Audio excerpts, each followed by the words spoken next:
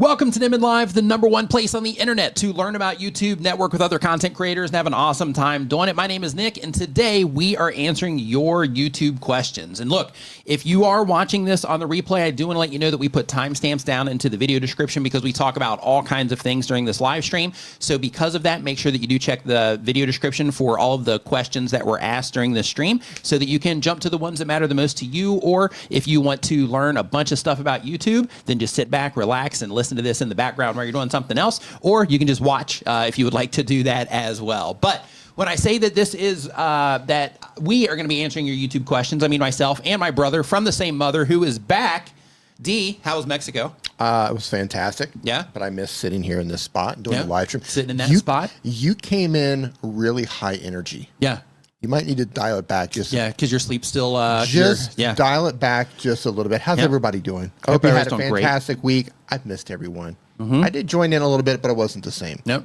That virtual thing, it's just not the same. It just doesn't quite do the trick. Doesn't feel the same. Yeah, I agree. I like kicking you under the table. Right? Yeah. Right? Throwing stuff at me when the camera goes off of me, stuff like that. So we're going to be answering your YouTube questions today. If you do have a question, head down to the description. We have a link down there. Click on said link. It's going to open up a form. Put the information in the form. It is first come, first serve. We're going to do our best to get through as many questions as we can today. We usually get through all of them. Usually, because you've been mowing through them. Yeah. We have Don Juan says, "Get off my lawn." D is back. He is indeed. Yeah. So really quick, we're going to hop into some creator news and information for you, but we'll do that right here in a second. But first, right out of the first. Yep. Ken going in the kitchen. Thanks for the super chat. Says glad that he didn't get stuck in Mexico this time. Listen, I am too. I'm glad he didn't get stuck in Mexico too. I was nervous because while I was down there, there was like bird flu news that came out, and they were talking about You're like, oh no. Yeah. And I don't know if you remember this, but there was like news. They found some new virus in China. Did you see that? And I was in Mexico, and they were talking about this virus in China. Come on.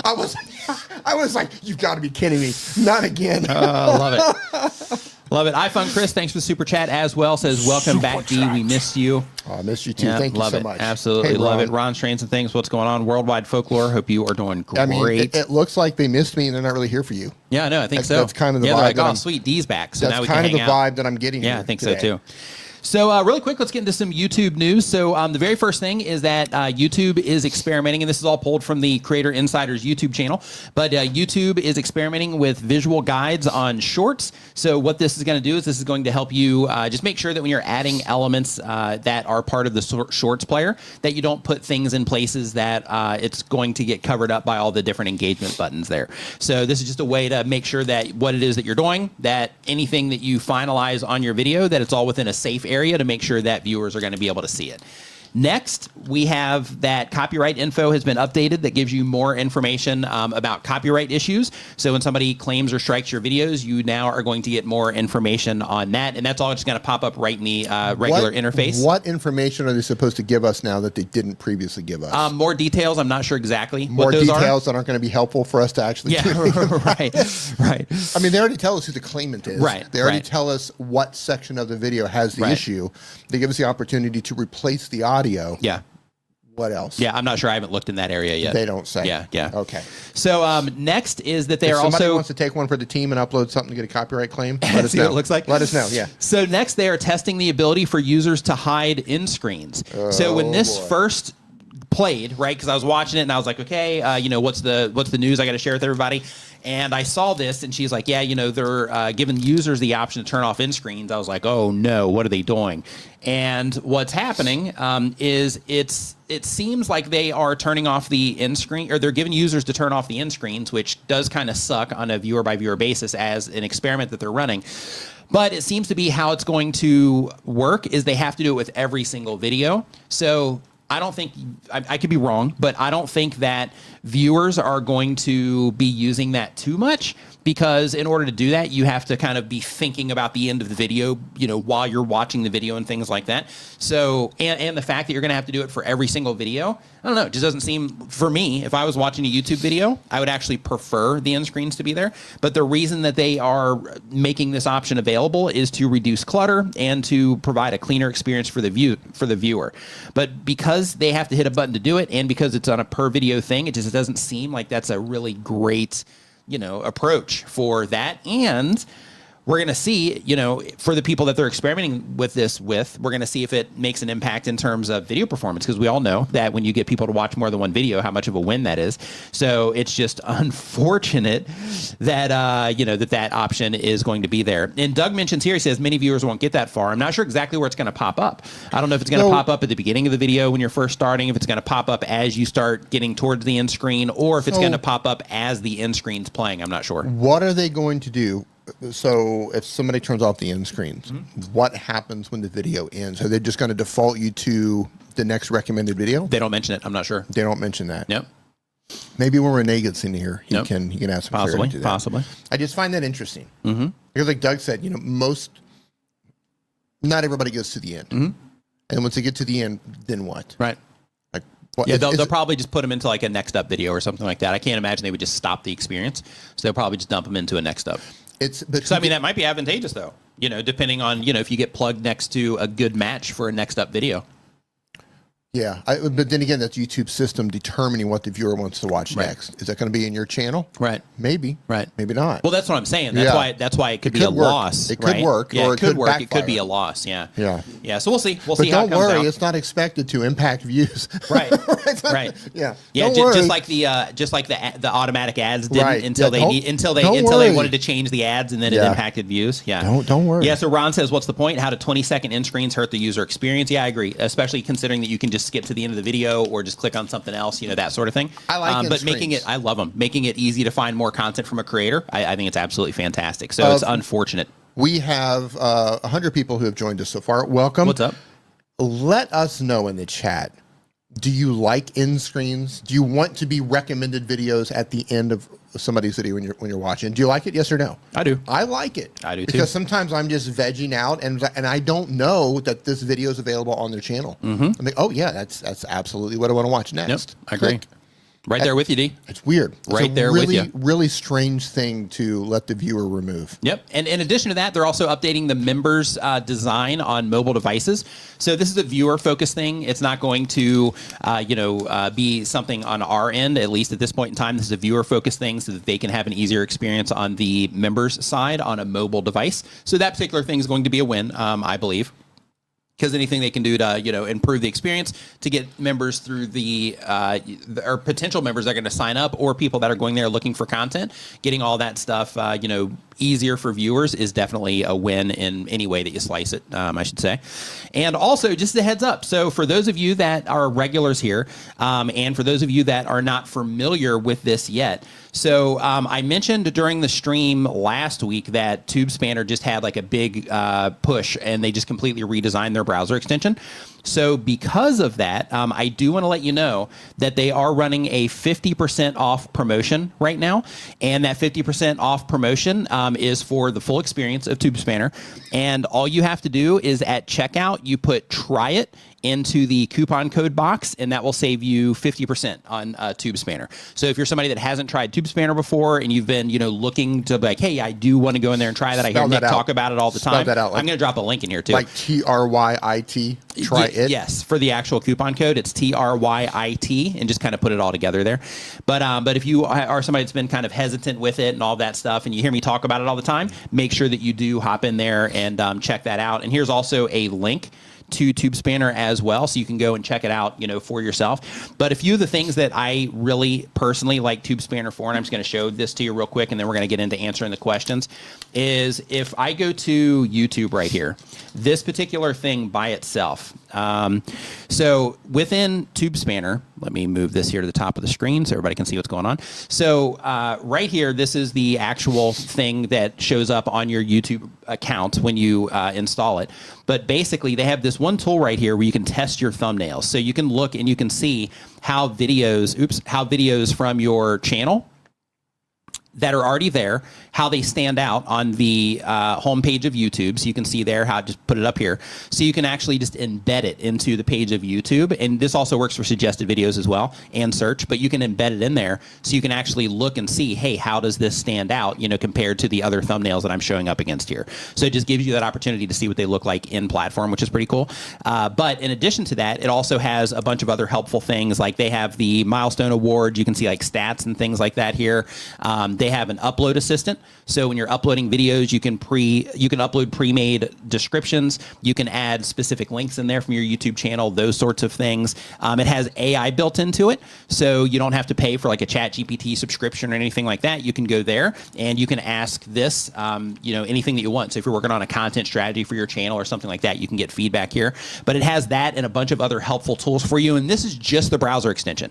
It also has a website attached to it that you get access to that has like a script writing tool, a thumbnail designer, and all kinds of other helpful tools for you as a content creator. So make sure that you check that out. If you're interested in that, it is tubespanner.com. And again, the coupon code to save 50% on that is TRYIT. So TRYIT, I believe as one word. So correct me there, Danielle, if it is more than, if you have to put a space there in the middle. All right. That looks good. Yeah, it's looking it good. Does. Yeah, it is. And I just want to make a personal note there that when you embedded your thumbnail into the page there to see what it looked like, I don't think I would have clicked on your thumbnail. Yeah, how come? Because my ugly face? Yeah. So I need to get my face off of there is what you're saying? Yeah, I'm just saying I wouldn't have clicked on it. Yeah, I agree. Yeah. I agree. You know, if it was like Beanie Draws or even Kathy. Hey, Kathy, yeah, how then you you would doing? have clicked on it? Yeah. Yeah, so maybe I need to use one of their faces. Yeah, but so maybe I need to hit up Beanie and be like, hey, dude, I need some pictures so I can start using them in my thumbnail so I can get more clicks, right? Yeah. Hey, Scully, thank you so much, man. 65 months. Nice. Love it. Thank you, dude. Love the support. Yep. Yeah, and she said, here, try one word, 50% off max plan yearly subscription. Or subscription even. Sorry, subscription even. So, yeah, I think that applies to the max and for the monthly, I believe. I think that's what she meant by the subscription even. So, the very first question, so we can go ahead and get into the actual content here, is from Carson Rocks 35. Carson Rocks 35, they do daily content. They've been making videos for a year or more. They do gaming content. And the goal of the channel is to be a full-time content creator. And the question is, I had a bad year, 2025 mentally, and uploaded awfully. And I gained my traction back in the late to new year. Sadly, I lost another week due to an unexpected health and surgery issue. While I know to get back to consistent uploads, I recently extended my videos, and I want to know what's the best editing tips that I could get.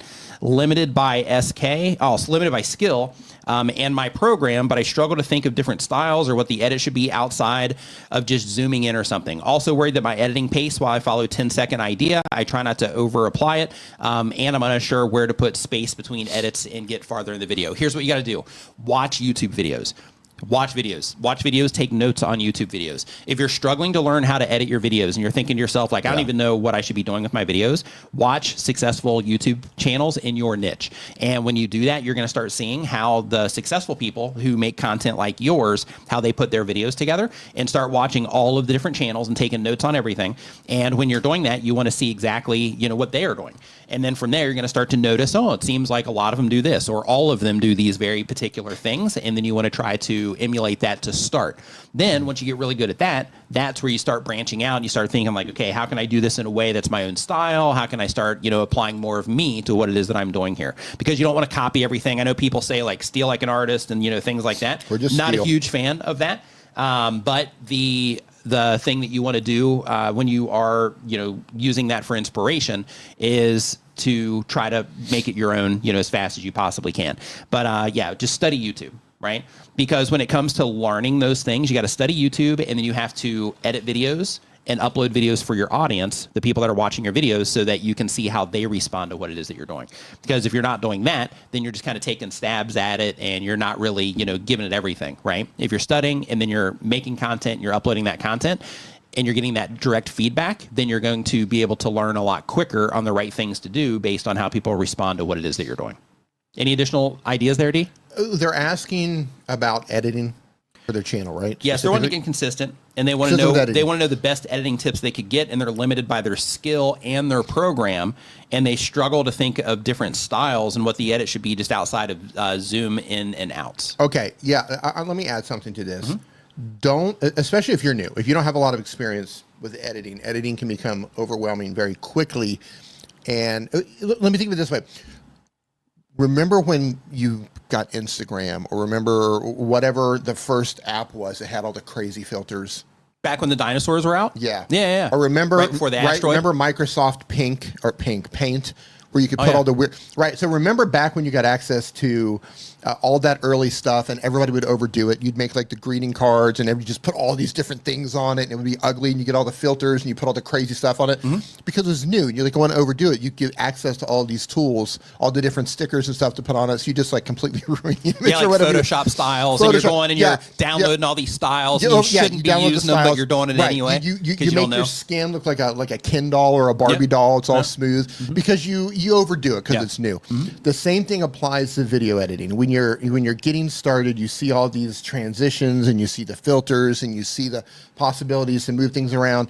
And as a beginner, you don't know yet that you could overdo it. Just like you can over-filter your skin, you can put too much stuff on a graphic, all the filters and all of that. Same thing applies to video editing.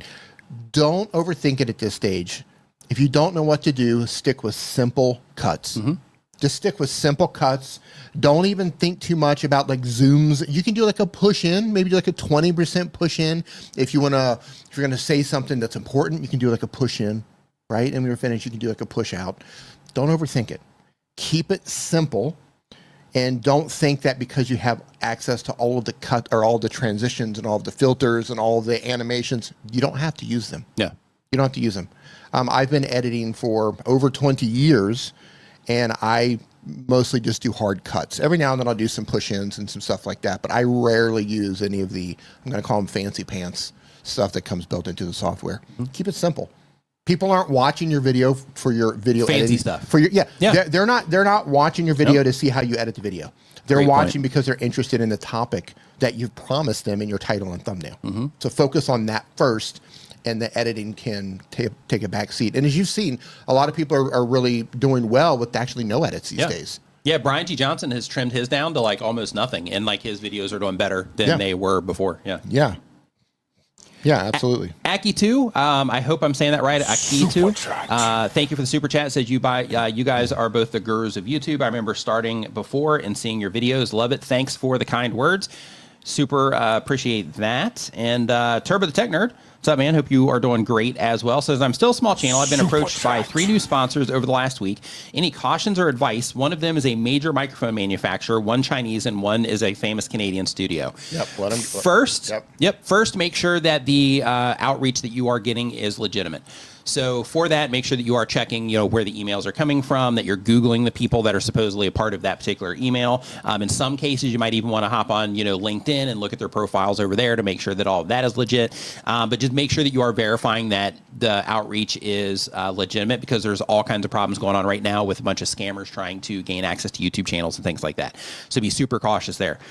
In terms of any cautions or advice, so when it comes to brand deals, because you do tech-related content, so in your particular case, they're probably wanting you to like review their stuff and things like that. So if possible, try to get money for the review, not just the equipment, unless you need the equipment, right? And the reason for that is because a lot of times, companies will try to just provide you with free equipment in exchange for something that they should pay thousands and thousands of dollars for, and you end up losing on that particular deal. Now, you might be in a situation where you offer that, right, in terms of money, and they say, no, we only give free product, and then you have to make the decision on if making a video is worth that free product or not. And so, in some cases, it is. Some people are like, hey, I just need something to review. They're offering to give it to me, and this makes it possible for me to make content, right? So because of that, make sure that you just think about it and think like, okay, is this worth the process of making a video? Number 2, if you can, try to work out long-term relationships. This will keep you off the hamster wheel. So when you do deals, it can be helpful to try to work out 3-month deals, 6-month deals, in some cases 1-year deals. And the whole purpose of that is so that you can continually bring attention to that brand, to your viewers. And in addition to that, you get to create that relationship with the brand. And through that, there's usually other opportunities that pop up too, where you can also add more value to the brands as well by, offering stuff or retweeting stuff or whatever the thing happens to be. But basically, when you do the long-term deals like that, it kind of, connects you a little bit deeper with that brand. And it just kind of makes the whole thing a little bit more impactful for you, for the brand, and for your viewers, all the way around. So because of that, if you can, try to work out multiple video deals. Since I've been doing that, I've never had one time to where if somebody hits me up for one video that I don't at least work out 3 videos with them. They've never turned it down. So because of that, I recommend that you at least give it a shot when it comes to just multiplying that one conversation into multiple video deals instead of just it being a one-off deal. Any additional thing when it comes to brand deals, D? No, I think that's good. I was going to add before you brought it up, try to lock in multiple video deals. Yeah. I know they mentioned that they're getting offers from a major microphone manufacturer. I mean, I don't know how major it is, but if it's Shure or Rode or something like that, and you can, let's say I don't know if you're a tech channel, you might be in a position to where you're like, yeah, I want to review these products moving forward. So to build that relationship moving forward, maybe you might want to do a couple, if it's worth it, if it might be, if it's like a $400 microphone or an expensive microphone, maybe that's worth some of your time to do a short review on it to build that relationship. But long term, I've always I draw the line at there's a certain point in your journey as a creator to where you need to say, okay, I need to get paid for this. Yeah. Like when you're starting out, I totally understand you got to get what you can get to kind of get the ball rolling, especially if you're like reviewing products and that sort of thing. But at a certain time, you're going to have to put your foot down and try to work something out. Yeah, that's my advice. But you already covered it. Yeah, and with that too. So I just put out a video last week with Justin Moore from Creator Wizard. I really recommend that you go and binge watch a bunch of his content. Make sure you watch that video that I put out with him as well. We did a live stream previous to that. Make sure you watch that. He has all kinds of information on this. And in the video that we put out recently, he specifically talks about getting money in exchange for products and kind of how to approach that conversation. So if you are wanting to take that approach, then I would definitely also catch up on that video just so you can hear, his approach to doing that as well. Crypto for Seniors, thank you for the kind words and the super chat. We appreciate it. Yeah, I'm going to add one more thing in case you didn't add Yeah, keep them coming. If anybody's going to try to get you to sign a contract, see if they can sign or if they can send it to you via like DocuSign or something like that. Just to make sure. Obviously, if they're a major microphone company, they're probably legit if you can confirm that you're actually speaking to them. But there's so many accounts that are getting hacked. This has been going on for what? It's a while. This has been going on for a while. And one of the ways that they're doing that is they're going through the process of making creators believe that they're going to get a deal, and then they'll go through the process. They'll go lots of emails back and forth, and then you come to an agreement, and they send you a PDF file to sign a document. You open the PDF file, boom, they get you. They've put some sort of a malware inside of that PDF file, and they end up getting your access to your channel at that time. So you really have to do your due diligence, make sure you know who you're talking to, and if possible, if you're not sure, then have them sign or have them send something through DocuSign or a similar service. Yeah. And really quick, I want to address this one, and then we're going to go to Tommy Stig's social club. So on this one, Cody's outdoor videos, it says, how's my SEO? I keep getting people commenting about how bad my SEO is. So just as a heads up, there's a thing right now that's happening on YouTube, and it happens via email and the comment section, where people are basically going around saying that and then trying to offer SEO services. So if you're not familiar with what SEO is, it stands for search engine optimization. So the idea is that they're saying that you should optimize your videos so that when people are looking for them in search, that your videos show up there. That is a strategy. However, SEO is not required when it comes to YouTube. So when it comes to YouTube, the majority of the views on YouTube come from their recommendation system, which means YouTube showing them stuff, showing them videos on their homepage, showing them videos and suggested videos and so on. So SEO isn't important unless you are specifically using search as a strategy to bring attention to your videos. So not only is, in your particular case, you're just doing outdoor videos, not only would your channel grow faster, in a lot of cases, not always, but not only would your channel grow faster if you just focused on tapping into the recommendation system, but when it comes to SEO, if you have people coming in and commenting on how bad your SEO is, I would just completely disregard that entirely. I agree. Yeah, because they're probably trying to sell you something there, or they just don't understand how things work. So again, SEO can be powerful. You can get a ton of views from SEO when you do optimize videos for search. You can get traffic from YouTube search, and you can get it from Google search, and you can do very well from good placements there. And it can be great for consistent traffic. But the fast growth happens from YouTube's recommendation system. So just keep that in mind. Yeah, and I'll say this too. A lot of people do offer those services to help you with SEO. We can help you rank better and all of this thing. Well, what they don't tell you is that even if they put your SEO together in a correct way. If your video isn't up to par. If your video is not up to par, if you don't have a thumbnail that's going to win the click, if you don't have a title that's really compelling, it's not just about SEO. Even if you're targeting search, it's not just about SEO. Right. You still have to deliver. You still have to get a click. You still have to get people watching. You know, you still have to do all of the things, and they sell these packages of like, oh, we can get you to rank better if you just hire us to do your SEO. Your SEO is so bad. But you can do all of that. All the things that they're offering, you can learn how to do that probably within 30 minutes of watching. Right. Like just go on YouTube, go watch anybody in the creator space, just how to add SEO to my videos. Yep. You can figure that out. And then just focus on, packaging your video the right way. Yep. That's where I would put my focus. Yep. Yeah, no search engine optimization can fix a video that people don't respond to or a video that people don't click on. Or a thumbnail they don't click on. Right. Yeah, absolutely.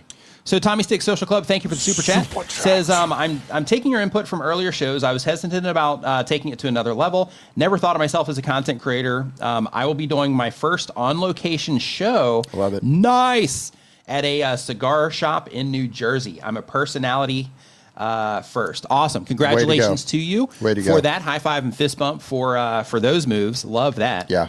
Absolutely love that. Did you get a crypto for seniors? I did. Yes. Oh, you did? Yep. So next up on our list here, really quick. Hey, Jeffrey. Yep, I made it. Thanks for noticing. No. So Worldwide Folklore Tales says they have been on YouTube for 1 year or more. They upload once per week or more. Really quick. Let me interrupt you. David Matney says, I use SEO as one of my blocked words. Oh, that's clever. I like that. Yep, that's clever. I like that. Yeah, and really quick, if people in your audience, if people in your comments are talking about your SEO, they're ganging up on you to sell you something. Right. Because no one watching your video is even thinking about that. Yeah, right. Nobody cares. Nobody's watching your video thinking about your SEO. They're piling up on you so somebody can come along with the solution. Yep, so they can send you an email. Yeah. And be like, hey, notice your SEO needs some work. And you're like, oh, wow, I've been hearing that all week. Yeah. Yeah. Yeah. Yep. Sir. Yep. And iPhone Chris says, do you have a tool for SEO? So vidIQ is a good solution for that. Tube Spanner. She is actually coming out with a suite of SEO tools as well. You also have tools like Keywords Everywhere, which is also a good thing just to kind of get an idea of what it is that people are searching for. But yeah, those tools are the tools that I would recommend for that these days. In the past, I would have recommended others, but they just kind of I would say that they're depreciated now. Right. So because of that, we're just gonna put it on vidIQ and TubeSpanner. Official Tim Tech says, I love your setup, Nick. Looking fly. Thank you. Thank Looking you. good. Thank you. Yeah, this is all D right here. Nope. Yep. It's all you, man. Yep. I sat down and watched, and you slaved over this. So Aki2, hey, appreciate the second super chat. It says, what are the indicators that I can expand my topics? I'm starting with funny animations that are trendy right now, but I hope that I can go into other topics with the flair of animation. So if you're doing funny animations, then in that particular, and they're trendy, in that particular case, you are getting in front of people that are obviously into, they just want to laugh at stuff, things like that. So because of that, you're doing the right thing. But if you're talking about things that are trending, start to notice the topics that people do respond to over time, right? So over the next, let's say 90 days, pay really close attention to, okay, when I publish videos around these particular types of trending things, people tend to enjoy those more compared to some of the other videos that I put out, and I see a repeating pattern here. It's not that I had this one outlier video, it's that it seems like every time that I do these funny things about celebrities that my videos do well, or every time I do them about politics, they do well, or every time I do them about, relationships, they do well, that kind of thing. Then that's a green light to say, okay, let me start exploring that more and seeing if there's kind of branches off of that I can start making content about. But what you want to do is you just want to pay really close attention to the things that are working well compared to all the things that you're talking about. And then when you do identify those, then, start following that path, so to speak, and looking for ways that you can kind of branch off of that. So for example, if you find that, relationships is the thing, then in that particular case, you can start talking about all kinds of things, around relationships that, people might find funny, right? That would be the idea. I think you missed a question from Worldwide Folklore Tales. I think I got that one. No, they said you missed it, and Doug said that was the one he was about to read before getting derailed. That's the one that I just answered that right now. That's what I just talked about. The Akai 2 that you just put on screen. No, worldwide folklore tales. Dude. Let's see here. Pay attention. I got you, worldwide folklore tales. Oh no, that's the one in the form here that we ended up bypassing. Like you said, I'm going to interrupt you real quick, and then we just got derailed on like super chats and so bring stuff. it back. Yeah, I'm going to get it. Hold on. Yep. Get worldwide folklore. Listen, I just want to let you know I'm here for you. I am looking out for you and everyone else in the chat to make sure this guy answers your questions. And really quick, Six Shop says, by the way, what is a push-in? D mentioned it. D? Yeah, a push-in would be if you were watching. You're watching the video right now, and I can't do this with the camera, but you can, okay, a push, yeah, the zoom in, like, right? So it's where you were, go back. Too much. Oh yeah, pull it back for a second. Okay. Let me show you how we built this. Back up. So this is a little peek behind the scenes. Behind the scenes A here. little behind the scenes. This is what the set actually looks like. We have these walls built around. So for those of you got the wondering, Vid Summit Gary V shoes up there. I was just going to say the thing that sticks out is that Gary V's shoes and the Roger Wakefield hat and the Neil Urban Explorer hat. But anyway, so this is a push in. So if I'm speaking and I'm communicating with you, and then it pushes in like this, that would be a push in. But what I was talking about specifically, not necessarily a zoom in where it zooms in like he was doing, but you can do a hard cut. And then on that second clip, you can zoom that in by around 20% or so. So then when that cut happens, it pushes in, but without the zoom. Yep. So you can push in, then you can push back out. Yep. There you go. Yep. We got wows going on. That's right. Little peekage behind the scenes always gives you some wows. Yep. And really quick, I'm going to answer this one just because we're live streaming right now. They want to know if live streams hurt a channel's performance after they end. I posted daily videos and then I stream on the same channel. Should I enlist the streams after, or does it affect the algorithm? So it depends on the live stream. So if you are publishing something that also has good replay value, then in that particular case, you can leave it up because people will come in and enjoy that as well. But when it comes to live streams, one of the problems that people run into is they'll do wildly different things in the live stream than they do in their content. They'll be like hangout sessions or whatever, and they'll leave them up. But live streams are good for watch time. So if you're trying to get in the partner program, leaving them up, until you hit those qualifications is definitely a win. But when it comes to them hurting your channel, as long as the content that you're providing there is of value to people while you're live and after the live is over, to where if you're like, if this gets recommended to somebody who's never seen my content before and they come into this, are they going to enjoy this? And is this going to be a good introduction to me and what it is that I offer? In that particular case, then you should leave them up, in my opinion. YouTube recommends that you just leave everything up like all the time. But keep in mind when it comes to those streams, initially they will get recommended to some people and things like that. But if people don't respond to them, then they're going to pretty much die on their own. However, if people do respond to them, then one, you're still going to get those viewers coming in, and that's a chance to introduce yourself to them. And if I already mentioned, don't respond to them, right? Yeah. So if they don't respond to them, then YouTube's going to go ahead and kill it, on their own. And then if they do respond to them, then it's going to be a way to, bring, viewers in that you can introduce to your regular content as well. But live streams do get recommended. Jerry says, that is not what I expected the wide view to look like. Right. Yeah. Keep you on your toes here on Nim and Live. Yep. That's right. Yeah. Yeah.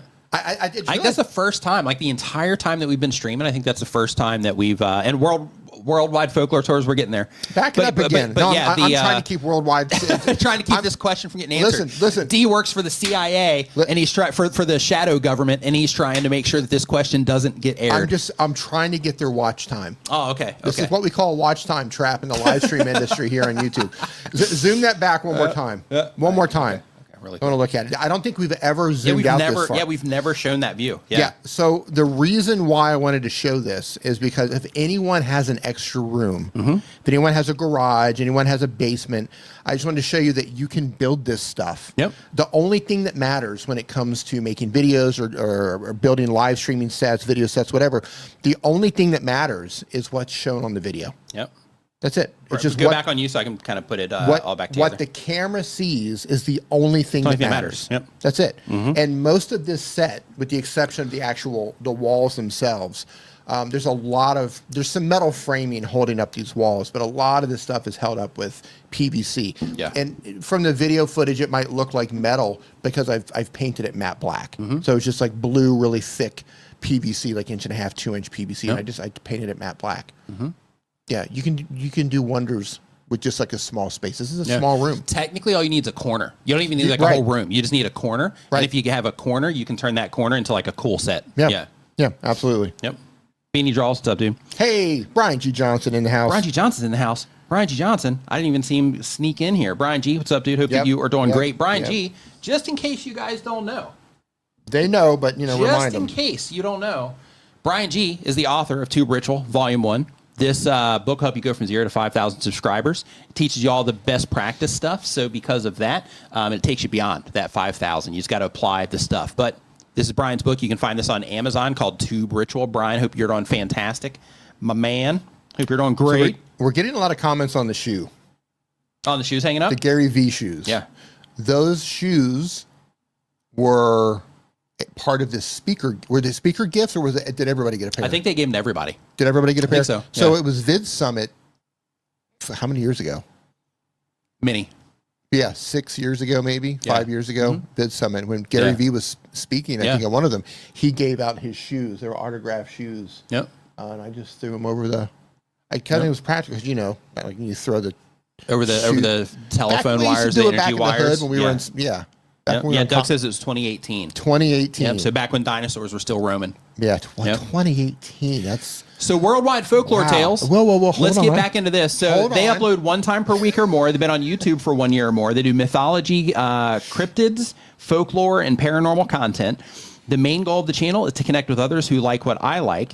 And the question is, my channel is growing in subs, and India seems to be a large audience for what we do. But I've noticed a large percentage of views are non-subscribers who do not then subscribe. Do you have any advice on retention or encouraging these new viewers to subscribe? So first, you can go into your audience retention reports and you can see how they're watching your video.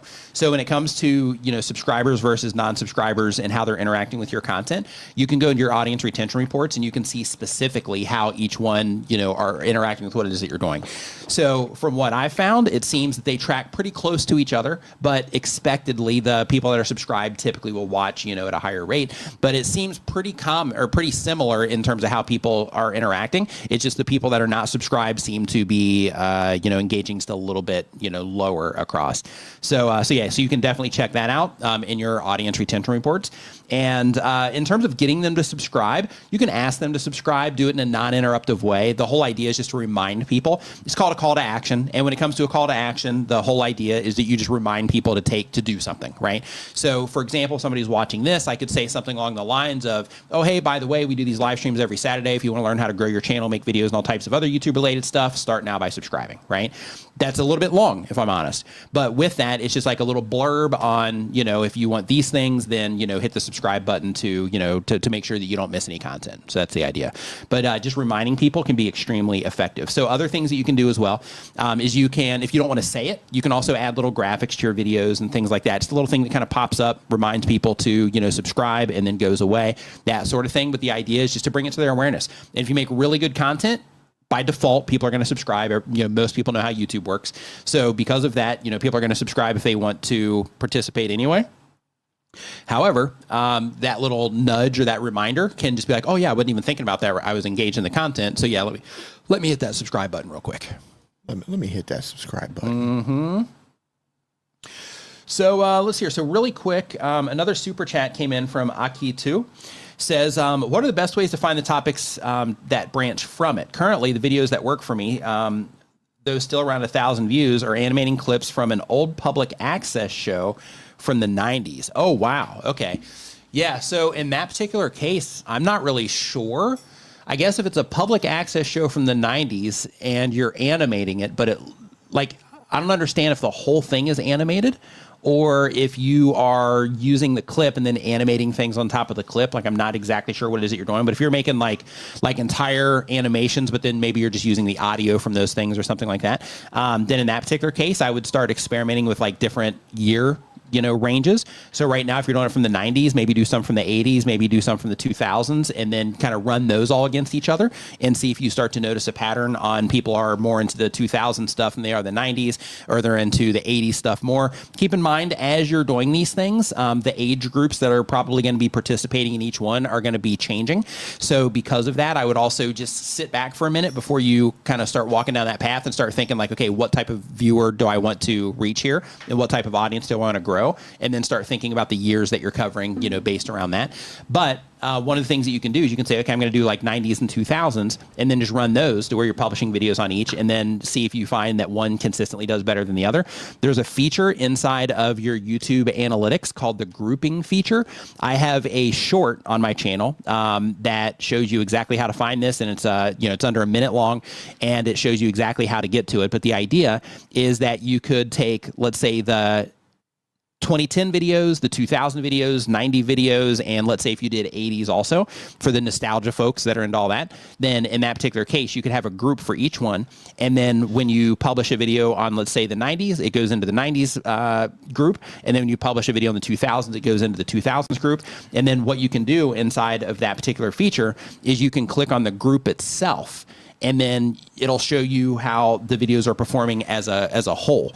And then you can say, okay, I want to compare this against, let's say you clicked on the 90s group. I want to compare this against all of the content that I published on the 2000s, and I want to start to look at the details here. So there's a little drop down. You can change that drop down to a multi-metric table, which makes this part really easy to see. But you can add elements to it. So you can say, okay, which content type do people typically watch longer? Which content type, which version, 90s or 2000s, do people typically click on more? Which one do they typically watch longer? Which one typically generates more subscribers? Which one typically generates more ad revenue? And you can just add all of these data points to it to figure out what people are into, and which one to go to that is going to better serve your particular goals.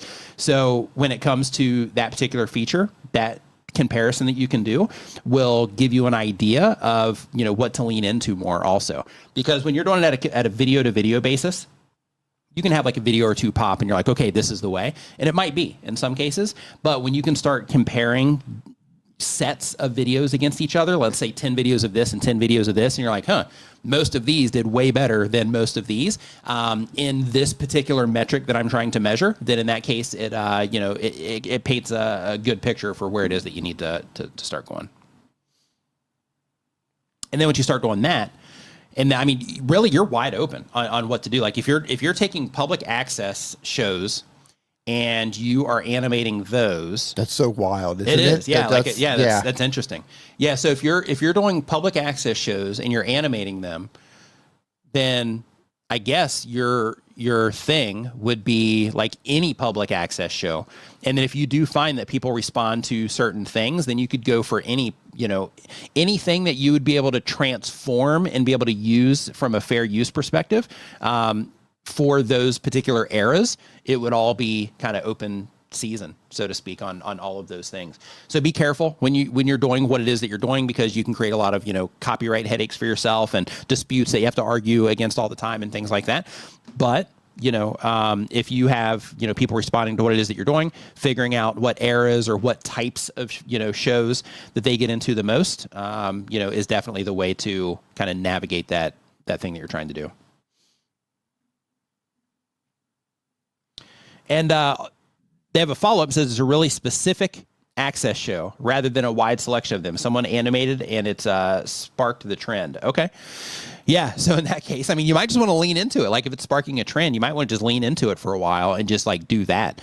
But, just looking for other things like that. If you do want an experiment to see if you can, create another trend, or if you can, break out using something else, then, I mean, you could just be that like, hey, I just do this show, or, find other shows that are similar in terms of the types of things that they talk about, and, just do those particular shows. And then you could do everything that I just talked about as it relates to those shows.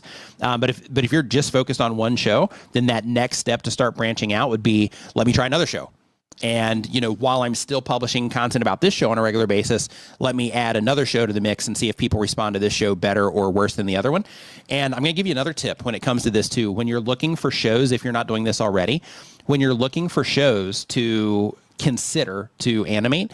One thing that you might want to do is hop on trends.google.com, and I'll drop that URL into the chat here for you. But basically the idea is, and I'm not sure if people are actively, seeking information on those shows right now or not. But if not, you can also kind of stretch this out. It's not going to go back to the 90s. It just goes back, I think, 5 years, I believe. But you can see if there's any spikes of interest around shows and things like that. And you can use Google Trends to kind of help inform you about making content about shows that people are proven to, be a little bit more interested in compared to, some of the other shows that you might want to do as the experiment. Yeah, that's it's a pretty specific thing that you're doing there. And really quick, so King Road Trip says, can you explain fair use to us as to what is acceptable? So it has to be transformative in some way. So a lot of people are thinking that if you take like a Will Ferrell clip to where he's just like laughing and you say something funny or what you think is funny in your video, and then you put that clip of Will Ferrell laughing in your video, and then you get on to, the video. So you're basically adding that to your video for the sake of comedic value. Then in that particular case, you're not really using that in a fair use way. So that could come back to bite you. So because of that, you want to make sure that you are doing something transformative with the content. If you just Google for fair use, then you're going to, see a lot of information on that. But the whole thing when it comes to fair use is it's not like an actual thing in terms of it's not like a law itself. It's more of, what's the term I'm looking for, D? Is it like a defense of the law for fair use? Yeah, anyway, so when it comes to fair use, if you just Google it and then you'll see more information on there. If you're going to be making content based on content that already exists, then you need to be up to speed on it anyway. But the idea is to just make sure that it is transformative in some way and that it's clearly transformative, because when it comes to fair use, it's not up to YouTube to decide if it's fair use or not. It's up to courts to decide. So if you get a copyright claim or a copyright strike and you dispute that and you are like, hey, this is fair use, and if you lose that, then in that case, you might have to go to court over it. So if you're going to be making content where fair use is going to be something that you think you might be able to argue, then in that particular case, you need to make sure that you're willing to risk stuff in order to be able to make that content, because they can take you to court. They can, take stuff from you. They can, cause you to have to pay sums of money to people. So if you're making that type of content, you should know fair use inside, out, and backwards to make sure that you don't have any of those issues. Anaholic says, thanks for the super chat. Says YouTube will be watched more. YouTube will be watched more on TV screens. What will that mean for the videos that we have to make as content creators? So YouTube is already watched more on TV screens, but it's going to continue. So it's already a part of a lot of smart TVs and things like that. It's just there, right? So because of that, yeah, it's just continuing to grow. It's been exploding for quite some time, but it is now the most viewed device on YouTube. TVs are. So because of that, what it means for us as content creators is that if you go and you find that people are watching your content on TVs, like a large amount or majority share of the people interacting with your content, then in that case, you might start thinking, hey, if people are watching my videos on a TV, that means that, I'm probably going to be able to hold their attention a little bit easier, because they're going to come into the video, they're sitting there on their sofa. It's not like they're sitting on a phone and they're just kind of flipping through things and in that ADHD mode per se. But on a TV, they're looking for something to spend some time watching. So because of that, if you find that you have that majority share of TV viewership, or you want to grow it, then in that case, making longer videos can be a win for that. But the funny thing is you can even watch YouTube Shorts on TVs. And I find myself watching YouTube Shorts more on my TV, or not on my TV, but we have a projector that projects onto the ceiling in the bedroom. So sometimes I'm laying there and I'll watch a stand-up comedy or something before I go to bed, and then I'll be like, you know what, I'm not really ready to go to sleep yet, so I'll just watch some shorts so I don't get committed. So then I'll hop into YouTube Shorts and I'll end up watching some Rick and Morty shorts or some little funny things or whatever. But I'll just sit there and I'll just flip through shorts on a TV, which is really weird and something that was unexpected until I started doing it. So when it comes to the TV screens, though, just consider that typically you have that longer time that people are expecting to commit when it comes to TV compared to people, being able, quickly watching stuff on their phone and being easily distracted on their phone as well. AI SEO coaches, thanks for the kind words and the super chat. I appreciate it. Yeah, I agree with this. So Scale Train Station says, don't rely on the crutch of other people's IP. This is back on the fair use conversation, and I agree with that. I mean, some creators are extremely successful with it. A lot of people do reaction videos and things like that, and they're extremely successful with it. I just think in the long term, I think that, it can cause, I think it's just going to continue to get complicated as we move forward, and as laws get passed for like AI related things and stuff like that. I think that we have the potential for copyright in general to get a lot more complicated than it already is. Let's see here. All right. So next up, we have. Yeah, and Jerry says you can mount TVs vertical now. Yeah, you can, and you've also got the ones that rotate and things like that as well. So yeah, all kinds of different options there. But even on like on a big screen like the shorts, it looks okay. Like you have all that dead space over on the sides, but I mean it is fine. Like it does the trick. So let's hear. So next up on the list here. Okay, so we want to make sure that we got Worldwide Folklore Tales sorted there. Centers growing subscribe. Do you have any advice? Okay, yes, we do. Okay, we got that one covered. And there's one other thing I wanted to look for here as well. Yep, it's surprising how specific it is, yet a lot of people are finding success. Yeah, that's pretty cool on that type of content. Like when you have something like that and it kind of, cracks open in terms of like, you give birth to something like that and then, people run with it and other people start making that content and things like that and it becomes like a thing. Like that's pretty cool. So congratulations to you for doing that. So let's see here. So next up, we have the Blind Bard. Blind Bard's been on YouTube for less than 6 months, does entertainment content. The question is, I just became an affiliate for Pexels Dice. They sponsor giveaways, and I'd like to do one after I get monetized. When and how do I set one up, advertise, and what's a good third-party site to do so it's fair? So when it comes to giveaways, you have to be really careful. YouTube has very specific things that you need to do for a giveaway. Like you have to make sure that you have a disclaimer that says that YouTube does not support that giveaway and they're not a part of that giveaway in any way. You have to make sure that you have very clear rules for that giveaway, that you have a posting date for when you're going to pick the winners for that particular thing. Like there's all kinds of rules around it. So what I recommend that you do is Google YouTube giveaway rules, and then you're gonna have information pop up there. Make sure that you pick the URL that is the official YouTube URL for that one, or not YouTube, but Google URL, which is going to take you to a Google help page specifically on that. And it's going to give you very specific things you can literally just copy and paste and put in your description, maybe with a little bit of modification. But yeah, definitely want to make sure that you do that. But in terms of, advertising it, you can post it in your community feed, let people know that you're going to be doing that giveaway. There's other things that you have to make sure that you're being very aware of when it comes to giveaways on YouTube is they have a thing called incentivized engagement. And what that means is you are giving people something in exchange for them to engage with your content. So as an example, people use giveaways for this purpose. So people will say, hey, I'm going to do this giveaway, but in order to win this thing, you have to be subscribed to the channel. So make sure that you hit the subscribe button. Well, when that happens and you say those things, you're putting yourself at risk because that language becomes a violation of YouTube community guidelines. So because of that, you have to make sure that you are not, saying those types of things, and that you make your giveaway open to anyone that wants to participate in the giveaway. And when you do that, then you are not incentivizing people in any way. So you just want to make sure that you don't have it like, hey, this is only for subscribers, or this is only for, people that comment and things like that. Like you have to make sure that you are just being very careful there, because you can get yourself in trouble and get a community guideline strike. All right. You know what? I just realized, I'm like, man, what's going on with my screen here? It just doesn't feel right. And what happened is I normally pop out the chat and I have it right here next to this other interface, and I didn't do that. And I was like, man, what am I missing here? But I got it. We're all good. Because we haven't been in here in a month. Mm-hmm. Yeah, I'm so used to like at home and having everything in front of me, like looking at everything like sideways and stuff. Yeah, it's a little getting used to. Cables, I'm charging all the keyboard.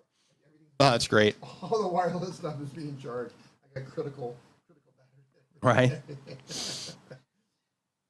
Hey, and really quick, just a really quick question that I want to answer here from Dr. Sayamai says, what does YouTube want me to be doing now between 3,000 and 4,000 watch hours and 2,300 plus subscribers, trying to get that 4,000, right? All YouTube wants is for you to make great content. So when they recommend your content to somebody, they go in and they enjoy it so that they don't waste that impression, right? So all YouTube wants is for you to make good content that people are interested in, that when they click on it and they come in and they watch that content, they enjoy it. Sounds easy, right? Hey, D, your mic's off. That was all on that purpose. Stuff you just said. I didn't want them to hear it. Oh, okay, you're right. I don't know why you guys think I want you to hear everything I say. Like, that doesn't even make sense. Like, I'm just going to sit here for 3 hours straight and just let you listen to every single word I say sitting here. I can just make that make sense to me because it doesn't. So the TV time tunnel, they are getting ready to start their channel. So in advance, welcome to the creator side of YouTube. It's a whole different world over here on the creator side. It's a lot better, in my opinion. But it does make you start watching YouTube a little bit differently because you're gonna start seeing titles and you're gonna be like, oh, it's a pretty good title.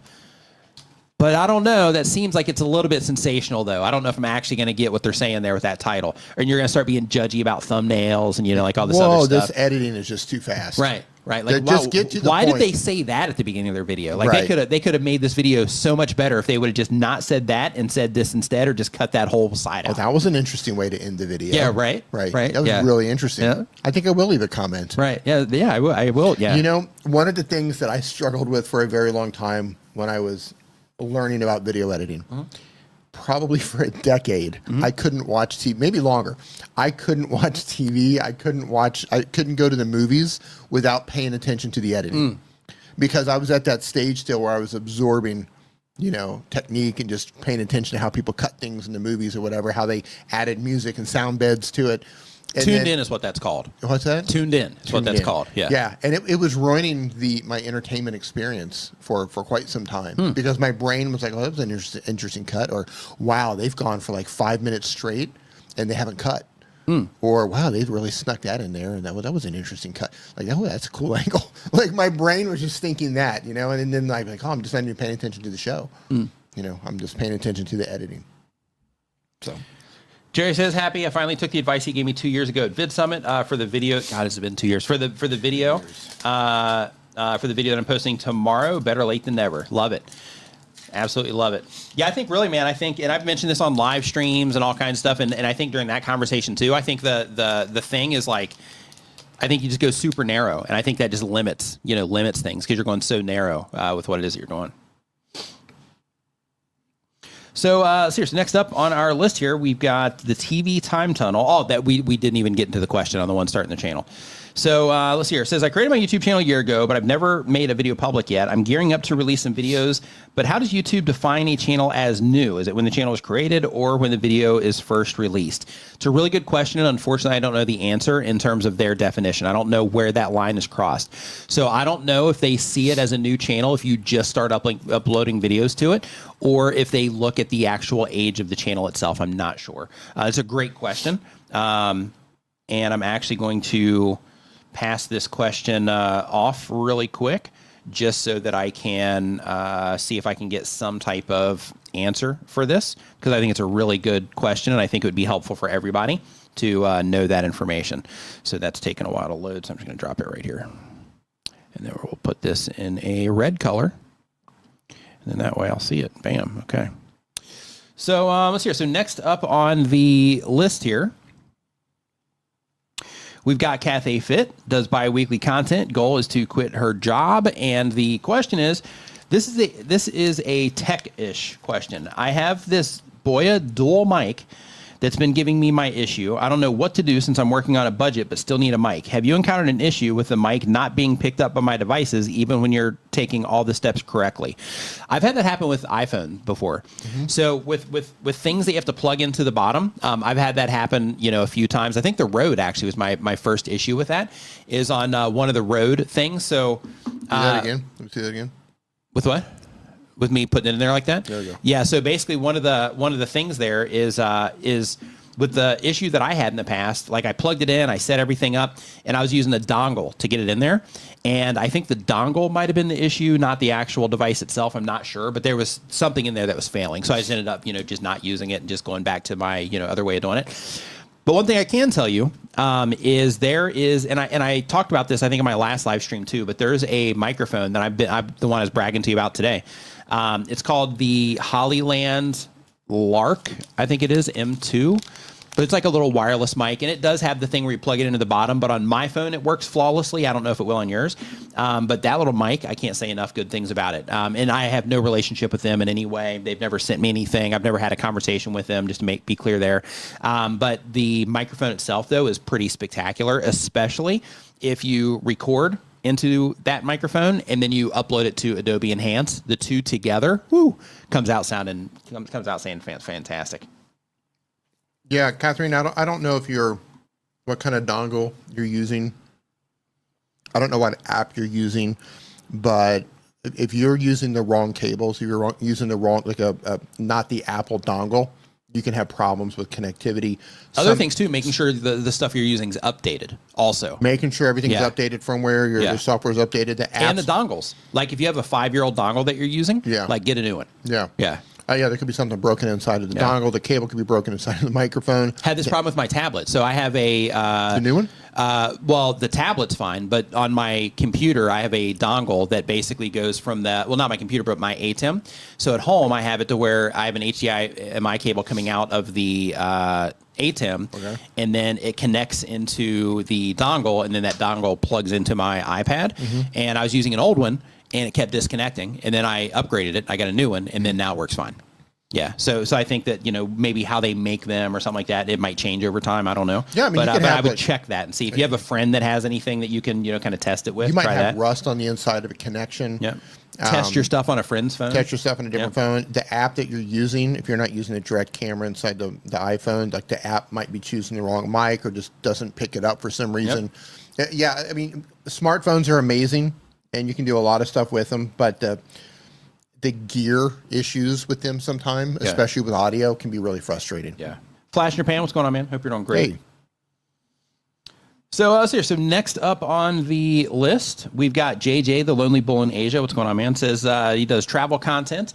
The question is, with the latest YouTube news about mid-roll ads, is it a good idea to put ads in manually? Also, I heard from another vlogger that YouTube sometimes doesn't put ads in until up to 10 minutes into a video. Would it be a good idea to front-load the manual mid-roll ads? So here's the thing with the mid-roll ads and why creators are kind of up in arms about not up in arms really, but people are talking poorly about this update, is because YouTube is going to be overriding some of those manual placements if their system thinks or detects that viewers might be leaving the video during that particular point where the ad is showing. So because of that, people are kind of a little bit upset with that. You can still put manual ads in there, but if it doesn't match, with their system, then it's just not going to fire that ad.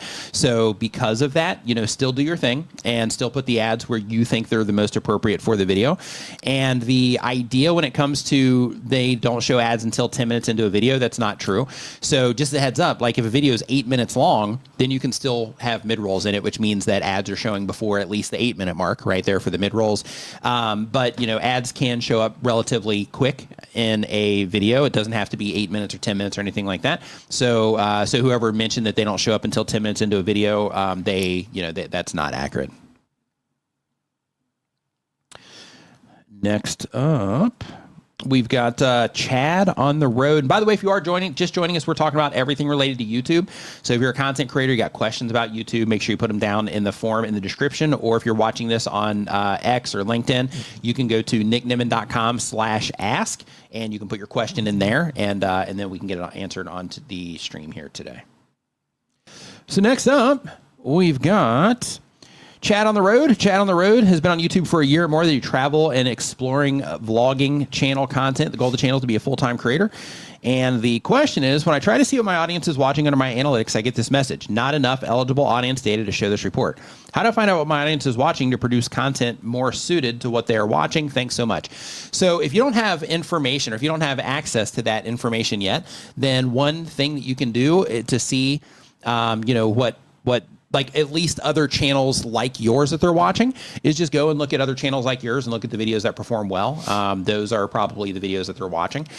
So using that and just saying like, okay, if this is the type of content I make, let me hop into YouTube search and look for other channels like mine based on the things that I, talk about, share, or show, and see what else pops up, and then start clicking on some of those. And if they do make content that's similar, then, start looking at those videos and looking for videos on those channels that have performed well. Look at the comment sections of those videos to see if there's anything that people are, raving about, or things that, information that was left out, or, something like that, so that you can make videos on those things as well. But that's how you go for it without waiting on, or without having access to that information. Other things that you can do as well is you can also join communities around the type of content that you make. So whatever type of content you make, there's probably a subreddit about it. There's probably a Facebook group about it. There's a really good chance there's even a Discord about it. So because of that, join communities around the type of content that you make, and just keep an eye on the conversation. And when people are talking a lot about a particular thing, that's usually a good go ahead that if you make a video about that thing, as long as it's a good video, that, people are likely to watch that because it's part of the conversation, right? Bill and Dixon Mooney says, welcome back, D. What is up, man? Hope you are doing great. D getting the love today. I am. I'm getting a lot of love today. Yep. I feel like I need to disappear more often. Right? So you can get some of that love. Yeah. Yeah. Yeah. Get some of that community love. Yeah. I think I got more love today than I did when I was gone for like 2 years. Yeah, I think so. Yeah. Yeah, I think so. So that maybe that month is the sweet spot. Yeah, it might be. Yeah. Like anything after a month, they forget you exist. Yeah. Right. Yeah. Here in a couple of days, we'll try it for like 2 weeks. See how that goes. Give it a shot. Yeah, see how it goes. So Nutty Linda is the next channel here. They upload 1 time per week or more. They do gaming content. The question is it better to stream to the shorts feed or do normal horizontal streams? So if you have difficulty writing good titles and you have difficulty getting people and making good thumbnails to where you can get people to click at a high rate, then in that case, going into the vertical might be the win there. However, things are a little bit different. So if you go into the vertical stream, you're just going to show up. And since you just show up in somebody's feed, then people can, swipe away, or they can just click in there and watch. So the numbers that you get there can be a little bit misleading sometimes because of that particular feature. Whereas when you have a live stream that's a horizontal, regular live stream, and you have people clicking on that and coming in and watching, in that case, the numbers that you're seeing are accurate because people are actually choosing to come in and participate in what it is that you're doing versus your stream just happening to them as they're sitting there, flipping through the feed. So keep that in mind when it comes to that. How we got here, Genealogy, what's up? Hope you're doing great. Official Tim Tech, what's up? So let's see here. And really quick, Flash in the Pan says, how's Mexico, D? It was great. I always like Mexico. I mean, as long as I can get out, as long as I can leave. Yeah. Every place is great when you can leave. Mm-hmm. But it's good. It's a nice short trip. We went down there and dealt with some administrative stuff. We were able to get our permanent residency in Mexico, courtesy of Mexico, because we did 4 years temporary residency. So, yeah, I have like a full I'm half Mexican now. Essentially, I've got like an ID. I have an ID card and like the whole pretty cool. Go Mexico. Guacamole every day. Yeah. Living that life. Living that guac life. Yeah, that's me. Eugene JB uploads 1 time per week or more. They do calisthenics and fitness content. And really quick, iPhone Chris says that yesterday was World Down Syndrome Day. Nice. Good. The Eugene JB. I didn't know that was a thing. I didn't either. I didn't know they had a day. World Down Syndrome Day. Cool. I did not know that was a thing. Thank you, Chris. So the question is location important, or what are the most important things that I must include and write in my description to have an impact? Hashtags, locations, category, and other features. So the location that you make your content isn't important in terms of like you're uploading from somewhere. Like I upload from Thailand, for example. So when you are uploading your videos, it's more about the people that are watching your videos. So like, let's say, for example, if you want, English speakers to watch your videos, then upload your videos in English that people can easily understand. And then you'll have English people watching your videos. And then you'll get people that speak English watching your videos. You'll get an 80% Indian audience. Right. But the idea is to think about who it is that you're trying to reach from the content, because you're not going to to be limited as long as everything is in the language of the places that you're trying to reach. So for example, if I was trying to reach a Thai audience, then in that case, I would need to speak Thai. I would need to make sure that all of the text and everything is all in Thai. And then that would, pretty much lock me into Thailand if I didn't have anything else available. Just make sure that everything is in English if you're trying to reach English speakers, and then you should be good there. In terms of your description, to have an impact, so when it comes to your video description, your description text is taken into account as additional context for their system in terms of what your video could be about. Your description also helps you when it comes to search engine optimization when it comes to your video as well, because that is something that is also considered. That is also considered for YouTube and for Google as well. So when it comes to your description, just making sure that you do have relevant information in there about the video that you are publishing. And if you are targeting search as a strategy for all of your content or for some of your content, for those videos where you are, in that particular case, just make sure you have, keywords and keyword phrases in there that in your description as well as your title that are appropriate for, whatever it is that you're trying to show up for. And then for like hashtags, things like that, those are all extra things. You can put them in there if you want. You're not going to see like a substantial difference when it comes to those. The thing that matters the most is like giving viewers the context they need. And then of course, giving, YouTube any context. It's going to get almost everything it needs from the actual video content itself and the title of the video. But just those types of things are just extra that you can just kind of help, add clarity to what it is that you're offering because it looks at everything. Next up, Imperial Remnant says viewer engagement. Yep. So next up, we have Explore Norway. They do travel advice. And the question is, last week we had our first company dinner, and my voiceover guy told me that a colleague of him recognized him in a React channel. Nice. So I contacted the React creator to offer him a collaboration or license as fair use. Didn't exist in that sense in Norway. Something which is a win-win for both of us. Is that the right approach? Hold on. So they recognized him in a React channel. His voice? His voice. So I don't understand. So I'm not sure what's happening here. So are they cloning his voice? Like AI cloning his voice? Or is it somebody that sounds like him? Or does he work for them also? Yeah, I'm not clear on what the issue is here. I was thinking that this guy did voiceover work for them and for you, and he just got recognized by his voice on the other channel. Interesting. Tango in the Kitchen, thanks for the super chat, says, I'm working in schedule to start uploading again. I'm planning to add Buy Me a Coffee feature. Does your channel need to be monetized? No. So you can add crowdfunding at any time. So if you have never published a video before and you publish your very first video, you can have a Buy Me a Coffee link there. You can have a Ko-Fi link there. You can have a Patreon link there. Whatever it is that you use for that sort of thing, you can have it in your very first video. I actually encourage that. Do not wait until you reach monetization status for the YouTube partner program. They did make an update actually where description links aren't clickable until you verify your stuff. Until you verify it. Yeah, so you got to make sure that you do verify it. You're going to go through the verification process. But you already are. You've already done that, so you're fine. Yeah. Try to find ways to monetize before you get into the partner program. Yeah. Yep. Crypto for Seniors is the next channel. They upload one time per year or more. They do education about crypto for seniors. And the question is, I have changed the thumbnail of an underperforming video. When I refresh, the old thumbnail still shows. How do I know the revised thumbnail is really showing like 10 biggest retirement regrets? So if you are using... I'll tell you if you send me 3 Bitcoin. Nice. Yeah. That's a lot of money now. Yeah, true. Yeah. So if you're using Google Chrome or really any browser, if you're not doing it on a mobile device, and even then you can still do this, all browsers have an option for incognito mode. So with incognito mode, it doesn't have anything cached, anything like that on your computer. So you get to see stuff as it is. So one problem that you might be having is your browser itself might just have your previous thumbnail like saved in your browser. So because of that, you need to look at it in incognito mode. In order to find this, all you have to do is, if you're on Chrome, if you go up to the very top right of the screen, you're going to see like a little like vertical menu that has like 3 dots on it. If you click on that, then you have the option. It's like 3 options down that says new incognito window. If you click that and then go to your YouTube channel from there, then you'll see the thumbnail that everybody else is seeing. Now, if you're testing your thumbnails through the A/B testing feature, which is also something that might be happening.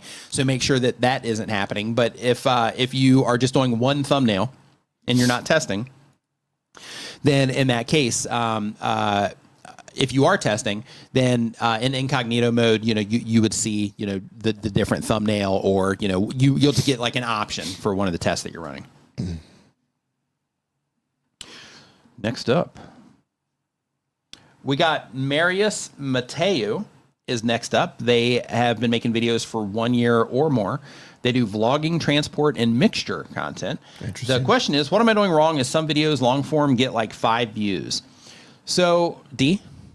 What are they doing wrong? Yep. So some of their videos get 5 views. For what? Which videos? So just all the videos on their channel. So what do you think when it comes to I don't look at their channel. Pull them up. How long have they been? Well, I mean, like, what type of advice would you give somebody that is not getting any views on their videos? Well, how many videos have they uploaded? I need Okay, to so look I'll at the take this question. So I can't see the channel. I don't 961 videos. Whoa!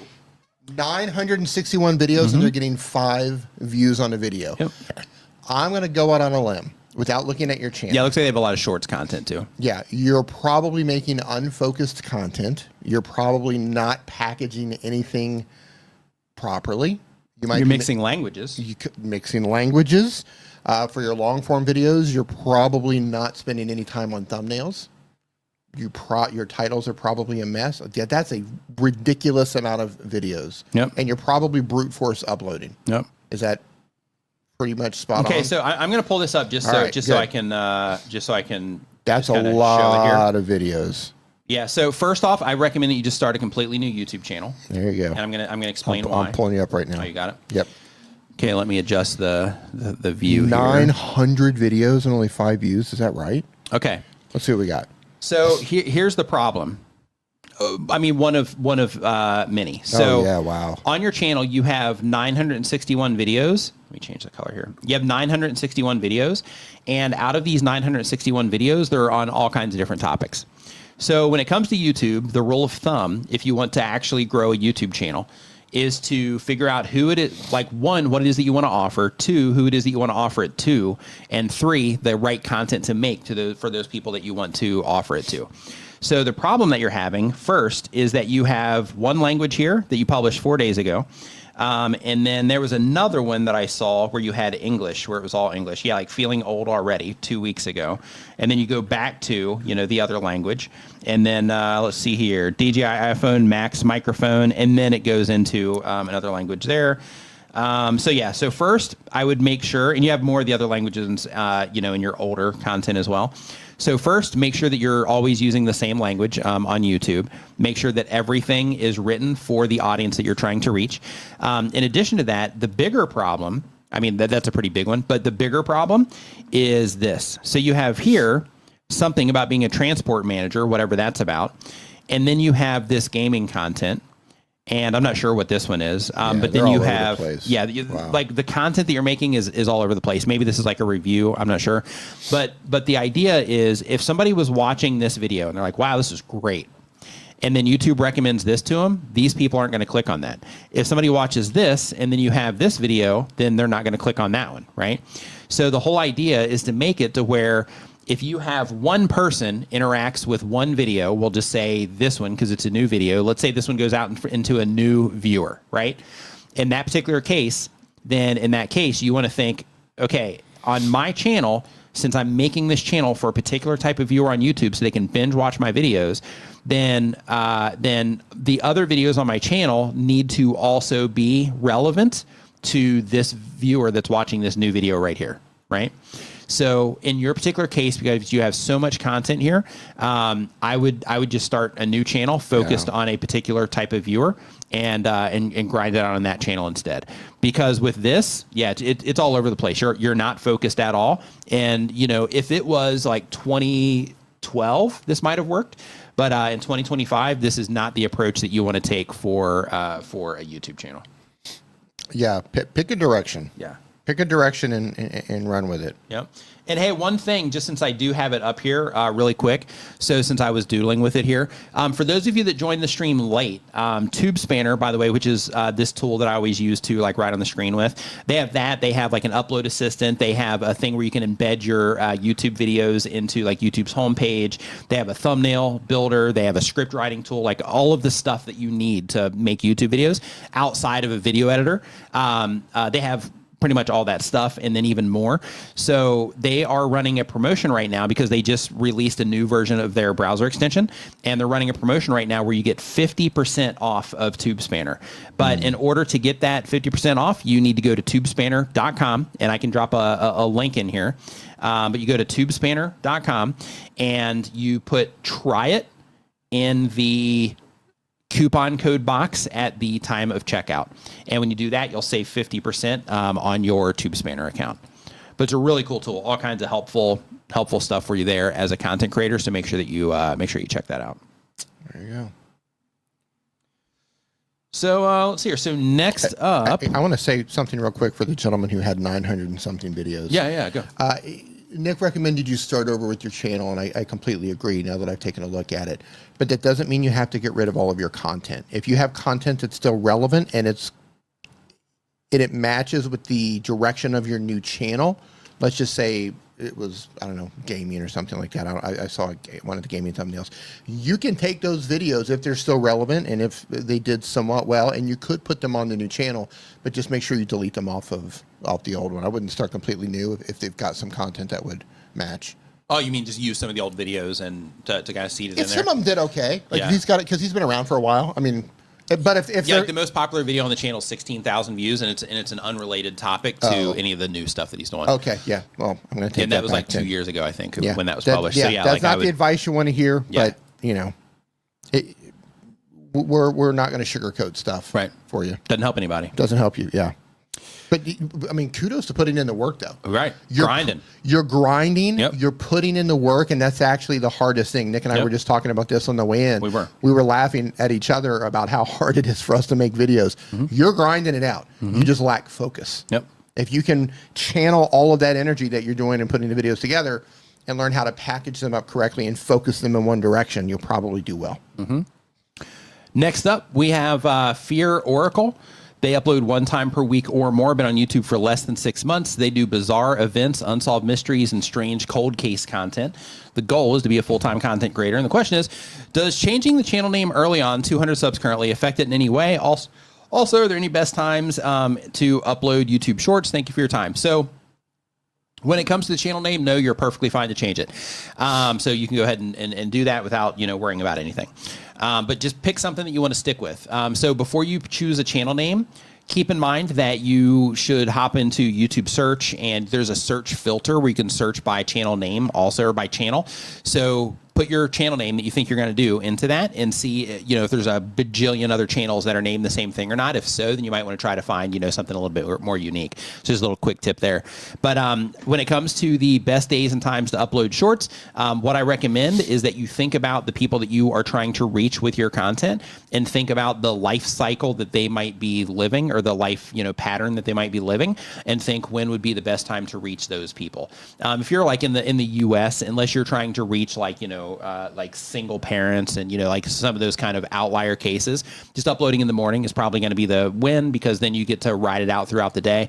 But what's more important is you want to just make sure that you're publishing when the majority of the people that you are likely to be interacting with your content are online, so that they can get recommended the content and give YouTube the information that it needs on how people are responding to it. But keep in mind, when it comes to performance on YouTube, the initial hey, I published this today, what does tomorrow look like? That initial experience that you get when you publish your videos doesn't determine the long-term health of your video. So for example, a friend of mine, he published a video about the Tesla Cybertruck like 2 years ago. And when he published that video, it didn't do that great. It just, pretty much died. Now it's bringing in like 50,000 views a day to his YouTube channel, and it just started taking off out of nowhere just a couple of weeks ago. So as I'm sure you're aware of, there's all kinds of drama going on right now with Elon Musk and Cybertrucks getting vandalized and things like that. And I'm guessing that YouTube's system was like, hey, here's a piece of content around Cybertrucks. Let's see if people will watch this. And they did. And because of that, YouTube is showing it, like crazy, right now. So those types of things, happen as well. So the idea is just make sure that whatever you're publishing, that it's good, so that you give it the best chance that you can when at the time of publish, but that you just think about YouTube as a long game and think, okay, what I'm publishing now, yeah, it's going to suck and it's going to feel horrible when you publish that video and it doesn't get any views on it, or it doesn't get that many views, or it doesn't reach what you expected. However, that doesn't mean that a week from now it's not going to start doing better, or 2 weeks from now, or a month from now, or 6 months from now, or even a year from now, that it's gonna, that it's not going to start doing better. So because of that, don't put too much emphasis on that initial performance. But don't get me wrong, we all want our videos to do good right out of the gate. Yeah. But that doesn't necessarily determine the long-term performance of a video. Best time to look at it is like 90 days later, so that you can 30 days, 90 days, so it's had some time to be in the system, and then there you can just see how the general public, not the people that are most engaged in your content or anything like that, but the people that are just generally getting recommended your content, how they respond to what it is that you're doing. That's the best time to check in, because then you can start to see like, okay, when I publish a video today, what does it actually look like in 30, 60, or 90 days from now? And then that'll start helping you see YouTube in a different way, and start helping you manage some of those feelings that we all get when we upload videos. It usually takes my videos quite some time to catch on. Yeah, you do a lot of search though. I do a lot. That's just work, because once they hit, they hit big. Yeah. Once totally. they hit, but I've said this before. I think of it as like planting a seed. Sure. That doesn't work for everybody. Yep. But what works for me is I plant the seed. Mm-hmm. Sometimes some of them grow faster than others. Yep. But plant the seed and then just go on to the next one. Right. Plant the next seed. Yeah, and the beauty about that too is, when you plant that seed, like, it might take a little bit for it to get legs, but, like it's going to feed you for, it could be years to come. Yeah. So that's definitely a good approach. And looking at it from that long point of view, can kind of help you, keep everything in perspective. That's not what I recommend everybody do, but that's what works for me. Mm-hmm. So next up, and it doesn't allow. I don't have to worry about it too much either. Yeah, right. It's publish and walk away. Yeah, right. Yeah. I mean, there are some thresholds that I like to meet, and Sure. if I don't meet them, I'm kind of like, maybe I didn't do well. Sure. But then a couple months later, here it goes. Mm-hmm. I'm like, okay, well, it just took a little time. Yep. That was your sleeper. That was my put sleeper. out there. Yeah. Yep. I'm putting sleeper cells all over the internet. Renegade's Garage, what's going on? Welcome to the stream. Hope you're doing great. So just as a heads up, if you are watching this live stream, we're talking about everything related to YouTube. So if you're a content creator, if you got questions about anything that you're facing, anything that you're dealing with, any questions that you have about YouTube, anything like that, there is a form down in the description where you can put your questions. We're answering them for free. And also, if you are watching this somewhere else other than YouTube, like if you're watching on LinkedIn or on X, then if you just go to nickniman.com/ask, you can also get your question in that same exact form. So next up, we have Travel Bags Diary. They upload when they have time. The type of channel is a Travel Bags Diary, and they explore South Africa. And the question is, having a full 9-to-5 job limits our time for exploring and camping, making it difficult to release a video every week. We've often thought about quitting YouTube, but every time we listen to you guys, we're reminded of why we love doing this, and we keep coming back. That's awesome. Love that. Right now, we're at 780 subscribers. We want to accelerate our growth to monetization. Should we focus on creating one high-quality 45-minute video per month, or continue batch filming multiple videos to maintain weekly uploads for 4 to 5 weeks, followed by a 2 to 3 month break? Which strategy would be better for long-term growth? So I'm going to look at your channel and see exactly what it is that you're doing, because this answer is going to be heavily dependent on the content that you're publishing on the channel. Yeah. Like if you're doing like very long, like these are like, we're making like long productions here, then in that case, you can get away with once a month. Yeah. But if you're doing, okay, so here we go. So we got a 31-minute video. So clamping in a big 5-game reserve, thorn tree bush camp in Dino King, whatever that is. So based on what it is that you're currently getting, so you have 3,300 views on this 39-minute video here. On the next one, which is 19, you've got 19 minutes, you have 114 views and then 241 views. If I go back to like 6 months, we've got 178 views, 154 views, 516 views, 139 views, 457 views, 882 views. Right now, I would try to publish more content. And the reason I would try to publish more content is because you need more practice on learning how to make videos that will get that better response. Because right now, if you spend 30 minutes on a video and that video doesn't get any traction at all, then, because I'm looking at videos that are like a year old and they're about the same. They're spending more than 30 minutes. Well, I mean, it's the video itself. Yeah, they're spending a ton of time. They're spending a ton of time on these long videos. Make a 30-minute video that's not performing. Right. Yeah, so learning, you know, the thing that I'm suggesting is so that you can practice taking a bunch of swings, so to speak, when it comes to, you know, giving yourself a shot at learning as fast as you can on what the people who are watching your type of content enjoy the most. So when you're doing the long stuff, it can end up playing out well over time, and you can hit a thing to where, you know, you have one video, it does extremely well, and it starts feeding everything else. That can happen. But you've been taking this approach for like a year now. Some of your videos are like 12 minutes. You do have like a 6-minute video in here. You know, you have a lot of the videos that are like 20 minutes plus. I would, for the sake of learning how to, basically for the sake of practice, I would try to do a staggered approach. So record while you're on these adventures, record what you can in order to have content for a 30-minute video. But also, while you're recording all of that, think about, okay, what could we make here in this environment that we could turn into a weekly video or a bi-weekly video so that we can practice publishing content more. So that we can get better at editing videos, better at telling stories, better at packaging up our videos through our thumbnails and the titles, you know, better topic selection, things like that. That would be the approach that I would recommend. It's kind of a hybrid approach of the two, just so that you can get more videos out there so that you can practice more. Because right now, if you make a 40-minute video, if people aren't responding to it, if you're doing that once a month, then you're only going to get 52 tries a year, right? Or sorry, you're only going to get 12 tries a year. But if you try it, if you get it up to a weekly upload, then you got 52 tries per year in terms of the practice that you get and the information or the feedback you can get from the viewers that are watching your content. So because of that, since this is, you know, like your travel diary, I would find ways to record more content when you go to these places. Because, you know, like for example, you're going glamping of this big game reserve. So here, this is a 31-minute video, so people can sit back and watch that on a TV. So while you're doing that, you know, try to look around the area and be like, hey, is there anything else that we could possibly make content on that would be a good fit for this, you know, for the viewers that we're trying to reach? Is there anything else in the world that we could possibly talk about, share, or show during this, you know, adventure that we're having, so that we can have more content that we can edit up, you know, for our channel. And as a part of that, keep in mind that if you are recording a bunch of stuff, if you can put that together in a way that you can just tell stories via a voiceover, you might be able to do that too, as a way to kind of supplement what it is that you're making. So, you know, maybe it's not you on camera saying like, hey, we came to this great location, we're trying to do this, you know, the sun's getting ready to set, but we got to get there within blah, blah, blah. Like, instead of, you know, having every video where you're doing that sort of thing, you could have it to where it's just all B-roll, and then you just tell a really good story as you're going through the B-roll that kind of reflects the experiences that you're having, as a means to get more content out there. But I would definitely try to find a way to publish more just for the sake of the practice. Because if you're doing something 12 times a year, it doesn't matter what it is, you're just not practicing enough, right, to get like really good at it.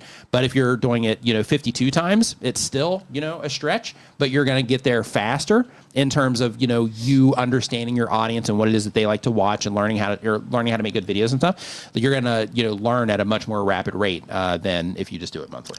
Yeah, just when he says make more content, my take on that would be, instead of making one video where it's 30 or 40 minutes, make 3 or 4 videos that are 8 to 10 minutes. Right. That's or even like or 2 that are 15, like whatever it takes. Right. Yeah. Essentially, you need to get your reps in. Yeah. You know, if you're struggling to get people to watch a 30-minute video, then I would step away from that right now and say, okay, well, if I can't get them to watch a 30-minute video and I'm putting all of this work into a 30-minute video, let me see if I can get them to watch a 10-minute video. Let me see if I can get them to watch a 10-minute. And you can't do that. Let me see if I can get them to watch a 3-minute video. Right. Like you have to learn the packaging, and you have to learn how to put stuff together to pull people in. Once you can figure out how to get them to watch a 3-minute video, move it up to 10. If you can get them to watch a 10, move it up to 20. If you can get them to watch a 20, move it up to 30. Otherwise, you're putting in a ton of work, and it sounds like you're currently not getting the results. That doesn't mean a year from now, one of them's not going to pop and feed the whole channel, but currently, you're not getting the results for the work that you're putting in. So I would and you can go back to these 30-minute videos at any time that you want. Like you can be like, okay, well, today's the day. Now we're going to start on 30-minute videos again. Yeah. But I feel like in these situations where people are putting tons of work into long videos and it's not working, I feel like you're putting the cart before the horse on this. Like you need to learn, you need to put in your reps and figure out what your audience actually wants, how to attract their audience, how to get them to click, how to get them to watch, how to get them to keep watching. Because we're not even looking at your audience retention. The small amount of views that you have, people might be clicking on and clicking out within like seconds. And that could be killing your video out of the gate. Like click in, oh, not interested, click out. So, how Dee mentioned audience retention, that's another really good indicator that you should go and look at. So if you go and you look in your audience retention reports, which just in case you don't know, it's something that every YouTube channel has access to for every video that we publish. You can access this on a phone and a computer, but if you do it on a computer, you get more information, which still shame on YouTube for not making all that available for everybody on every device that they access YouTube on. Like they don't have the budget or the developers. But anyway, when it comes to... they're going to have to take someone off the shorts team in order to figure that out. So, so when it comes to your audience retention reports, one thing that you should also do is on these longer videos is go in and look like, okay, how long are people watching these? Like, you know, for the, 3,000 views that you got 2 months ago on that video, like how far did people get on that video? How many people did you have actually make it all the way to the end of that video? When it comes to the one that you did a month ago that currently has 114 views on it, even though you're not going to have a lot of information there, still looking at it and saying like, how far did people actually get here? And then based on how far they got, you know, that can also help you have an idea of how, you know, you should be putting your videos together in terms of, you know, how long they should be. And then, like I said, at any moment, you know, once you are practicing by producing more content, at any moment when you're like, okay, I think we got this figured out because now we're starting to get people to consistently click on our videos. Now we have raised our baseline on what our average view counts look like. Now everything is starting to head in that right direction. So now let's start extending the length of these videos and see, you know, how people respond to that, or embrace the current schedule and be like, yeah, I'm going to just keep doing what's working if, you know, if we're picking up momentum here. Yeah. And it can be humbling when you look at your, if you're not looking at your audience retention report, and this applies to everyone in here, it can be incredibly humbling to look at your audience retention and see so many people clicking away and they're just not interested. And it could be lots of things. It could be that you just didn't properly articulate your thumbnail and your title. So when they clicked in, they expected something different. It could be that. It could be that your audio didn't sound good, had a weird sound. Maybe it took too long to get into the meat of the video. Maybe the framing was weird. Maybe the wind was blowing in the background, and it was. There are a million reasons why people click off of videos when they click in. But it can be a humbling experience, especially if you have a video and you're looking at the audience retention, and you can play it. You can play the video, and you can watch the line. So the video plays, and you'll be able to watch the line and see where people are leaving or skipping backwards or skipping forward. And nothing hurts more than like as soon as you start speaking, you just see a cliff. You're just like, okay, well, or as soon as you show yourself, maybe you have like a little montage or some B-roll in the beginning, then you show yourself and it's just like a cliff. You're like, ouch. Ouch. But that's okay though. Because you learn from it. You learn from it. Don't take it personally. It just means that your current audience doesn't react to the way that you're putting your videos together. So, you know, you could reorganize things and edit things in a different way. So a little, what do I know? Those are my tips. But it hurts. It still hurts. That's all these years later. It's like, oh man, I was rocking until I opened my mouth. And it was over right there. That's how it goes. So next up we have Sadhi. I hope I'm saying that correctly. They upload 1 time per week or more. They do astrology content. The question is how to know if I'm doing good or if I'm doing bad, like what to compare myself to. I've been doing it for under 3 months, but I'm not sure that I'm doing good or something wrong. You do astrology. Just ask the stars. That's right. That's how you know. Why you ask No, I'm just kidding. Why are you asking us? So when you can ask the right? stars, right? So I'm just kidding. I don't know how that stuff works. But anyway. It sounded good. Yeah. So sounded like the right thing to say. How do you know you're doing good is if you are making any progress at all. So for some people, that progress is, okay, I uploaded another video. For other people, that progress is, hey, I've got a little bit more views on this video than I did another video. For other people, that progress is, hey, I've got people watching my video for an extra minute compared to what they normally watch. For other people, that progress is, okay, now I've got more people clicking on my videos than I normally do, right? For other people, it's, hey, I got more comments on this video than I typically get. For other people, it's, hey, I got more likes on this video. So when it comes to, progress and knowing if you're doing good, the whole thing is if you are moving forward and if you are getting any type of, increase in any of the things that are important to you based on what you're trying to do with your channel, if you're getting an increase on any of those things, then you are doing good and you're heading in the right direction. If everything is going down, then in that case, you're not heading in the right direction. So in that case, you have to, get to work, I mean, that there is no or there. Yeah, that's it. No. Stanley Orchard in the house. What is up, dude? Hope you are doing great.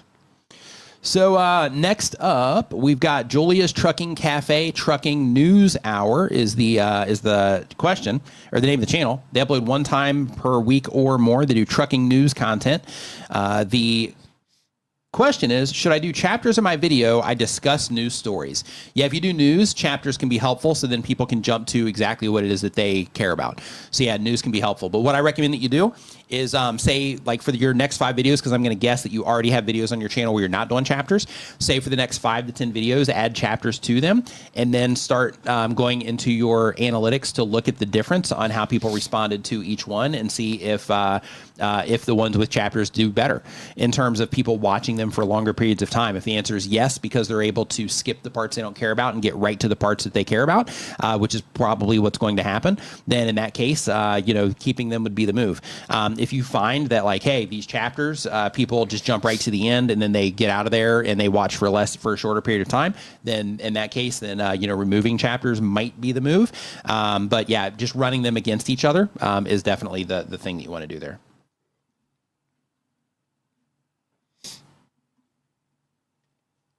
How are we doing on also, questions? keep in mind when it comes to the chapters. So when you are, titling your chapters, make sure that you do title them around the way that people are looking for news on that information. So, for example, if somebody's looking on news like, this trucking thing, that just happened, whatever, make sure that you are looking around and you're trying to use like YouTube autocomplete to see what they're looking for, or Google Trends, or whatever the thing is. And then make sure that you are naming your chapters based around how people are looking for it. Next up, we got Build and Fix with Mooney. What's up, dude? Hope you're doing great. Does DIY content. And the question is, my latest video, 2 days old, has an intro that's only 10 seconds long and then into the build. My retention after the intro is a solid 30% all the way to the entire 15 minutes. Nice. I tried to trim the intro out, but since it's translated in multiple language, I was denied. Am I overthinking this? Almost 2 years in, I still need to have better intros, but I just learned that just because you have a short intro doesn't always translate into better retention. Advice, please. Yeah, so the idea with a intro is that it doesn't add any real value to the viewer. So having them in there is like segues and things like that in places where it makes sense can be the best place to, put that kind of thing. But even then, you don't want it to be interruptive. You say that you had an intro was 10 seconds long and then you got into the build. Oh, so you're talking about just the introduction of the video, not like you're using like an intro graphic of some kind. Yeah, so if it was the intro of the video, like, hey, this is what we're going to do, and then you get into the content, sometimes, you might take a swing and miss. Right? So I would figure out like, okay, with my videos, do I need to explain a bunch of stuff in the beginning before we get into the build? If so, then, I'm going to try that. If not, if I know that my viewers are coming in and they just want to look at their project, then in that case, I'm going to make it short and get them into the project. And if you have this video that it's 2 days old and you're running into this problem, make more videos with the shorter intros and see if you continue to run into that problem. If you do, then it could be the people that are watching your videos, they do want those, longer explanations and things like that you might be doing previously that might have caused people to watch for a longer period of time. But yeah, when it comes to retention, it can be really tricky. And the reason it can be tricky is because, one, your retention is going to change over time. So what you're looking at right now may not be reflective of what you see 3 months from now in terms of how people are responding to your video from a retention perspective. So keep that in mind. Two is depending on who's watching your videos, some people are more tolerant of, longer drawn out, intros compared to others. So, just figuring that out over time is definitely going to be a win. Typically, the shorter intro is the win. So I'm just telling you that, right away. Typically, the shorter intro that gets them into the content is the win, because then they don't have to skip through anything. They don't have to wait around for a bunch of stuff. They just get into the content they care about, and then they get stuck there. So I recommend that you do keep trying the shorter intro for a little bit, just to see if if you can prove that people continuously respond negatively to it. If so, then go back to your old way of doing it. And by the way, if you are just joining us, we're talking about everything related to YouTube. So if you have a question about anything it is that you're doing, get it into the form that is down in the description, or you can go to nickniman.com/ask, and it'll just redirect you to that form. It's ASK, nickniman.com/ask. So, and that'll take you to the form. It's free to put your questions in there. So if you do have a question about anything you're trying to do, we're here to help. So the channel name is Anonymous. They do alt religion content. And the question is, where can I get good B-roll footage just starting out and I can't afford stuff like Getty Images? You don't want to use Getty Images anyway, because they're really high price for what it is that they offer. So if you want B-roll footage, use something like Storyblocks. They're a lot more reasonable over there. You also have Storyblocks, you have Motion Array, you have Envato Elements that has some footage in there, but it's not, the best. In terms of like the volume, that's what I mean by the best. I think Artlist, so if you pay the subscription for Artlist for music, they also have B-roll footage in there too, as one of their packages. Catherine Jung, Cathay Fit, says that you can also get B-roll footage on Canva as well, apparently. I didn't know that. That's new to me. So you definitely have options, but yeah, you want to avoid those. That's for vector graphics. They have video too. Really? Oh yeah, they have video now. Oh, I didn't know that. Yeah. Interesting. Good stuff. Let's see here. Oh, Build and Fix with Mooney says the video they're watching for 1 minute and 30 seconds longer than your average. So basically you shortened your intro and now they're watching for a longer period of time. Love it. Okay, got it. And really quick, Brian says the add automatic chapters doesn't seem like it's generating anymore. Yeah, with those, sometimes they add, sometimes they don't. So just having that option to add automatic chapters turned on doesn't mean that they are definitely going to add automatic chapters to the video. Sometimes they do, sometimes they don't. Yeah, that's a good improvement, though, an extra 1 minute and 30. But I would do that same thing, though. Like I would, just test and make sure, since it's not proving that they don't watch longer when you do that, flip that over and then see if you can prove that they do watch longer when you have that shorter intro.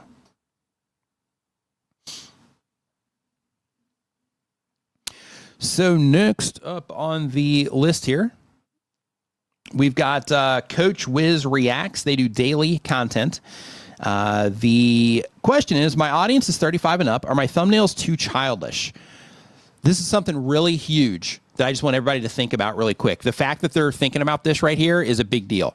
And the reason for this is because your thumbnails create an expectation not only for what might be in the content in terms of the value from your videos, but also how people might perceive what it is that you're doing. So the thing that they're mentioning right here is super important to think about. But we're going to talk about that here in just a moment. Hold on real quick. Ring a garage, any tools to do that, two-way and creative fuel. Yeah, you don't need to, just use the creative tool, the creative fuel version, Renegade's Garage. Don't worry about the other one. It doesn't, they're kind of dated now.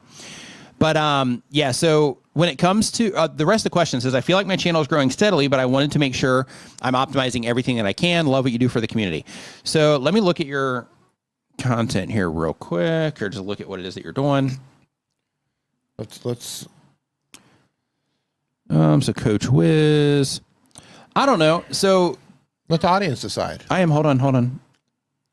Throw it up there. Yeah, so his viewers are 35 and up. Are the thumbnails too childish? No, I don't think so. No, I don't think so. I think you're fine. Like one thing that you can I do sure would like to see him. One thing that you can do to kind of prove it, though, is just do some, like, really the only thing that would make it seem that way is, you're on one side, you're having a reaction, and then you have, the arrow pointing in like a direction, or maybe you have like a quote box pop up, or a comment cloud, whatever you want to call that. And with those types of things, those are effective. But one thing that you can do is that you can experiment and be like, okay, let me try this to where I don't use any text at all. to where maybe I just use the image of the basketball player with me in it. And I also try versions of just the basketball player without me in it. Just, highlighting whatever it is that you're highlighting, and then do the same exact thing to where, okay, now let me try the basketball player with the arrow. Let me try the basketball arrow. Sorry, let me try the basketball player with the arrow with me in it without the text, and just do variations of that. And you can do all this right now on all the videos that you currently have using YouTube's ABC testing tool. Make variations for the different thumbnails and see what it is that they respond to best. But I don't think they're childish. I do think that you should experiment with them though, and see if having the text on there, matters or not. Because and I will share this one, D, based on your recommendation here, because I think this is good, just for everybody to know. You got it. Yep. So one thing that's cool about what it is that you're doing, because you're, reacting to, basketball content as a coach.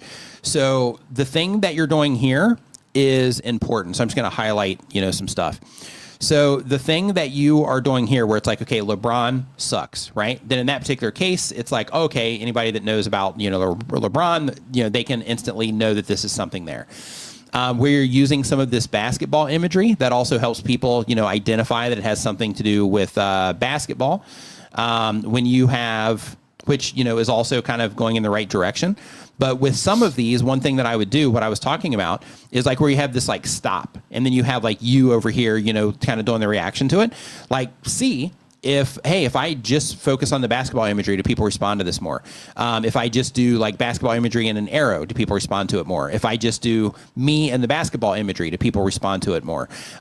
If you do things like this, like, Jordan, LeBron, right? Say, okay, let me see if I can do that in more thumbnails and see if people respond to those more.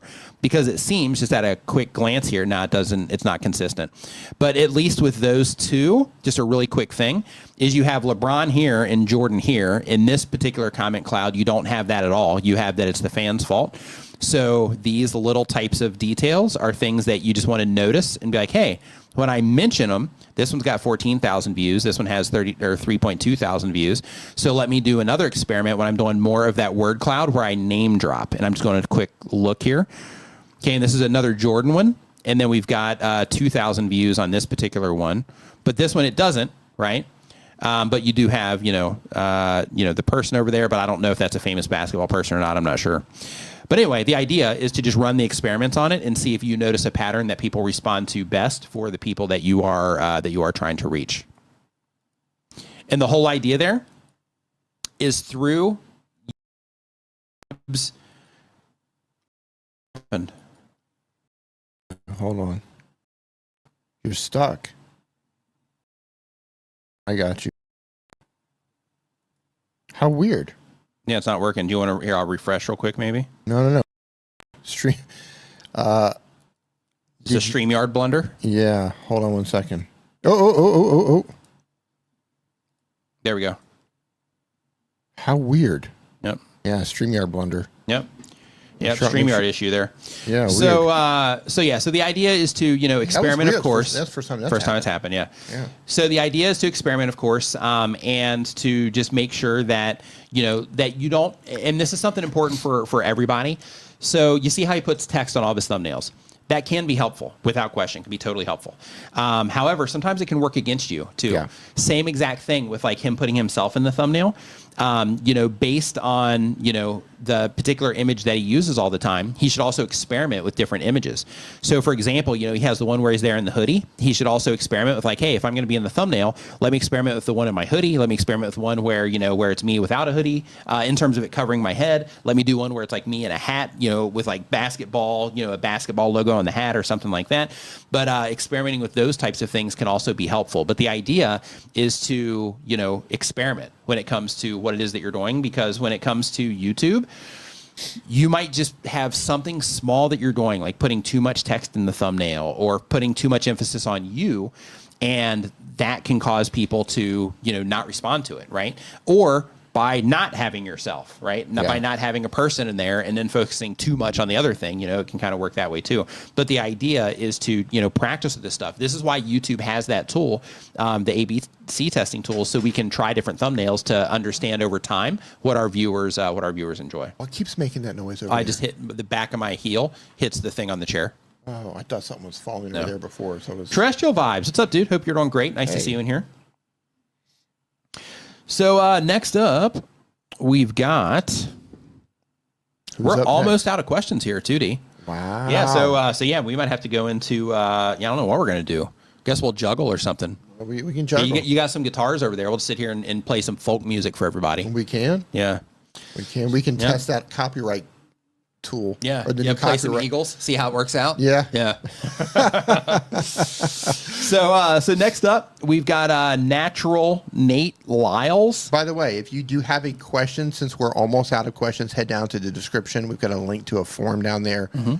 Put it in there. We'll get it. You'll get an answer. Oh yeah. Yeah. Yeah, we're getting close to the end of these here. Run down there right now. Yep.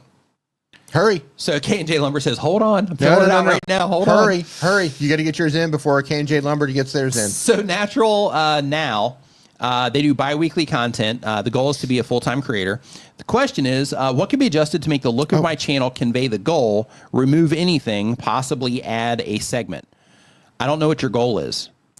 The goal is to become a staple in the geek culture space via fan films, art, and podcast interviews.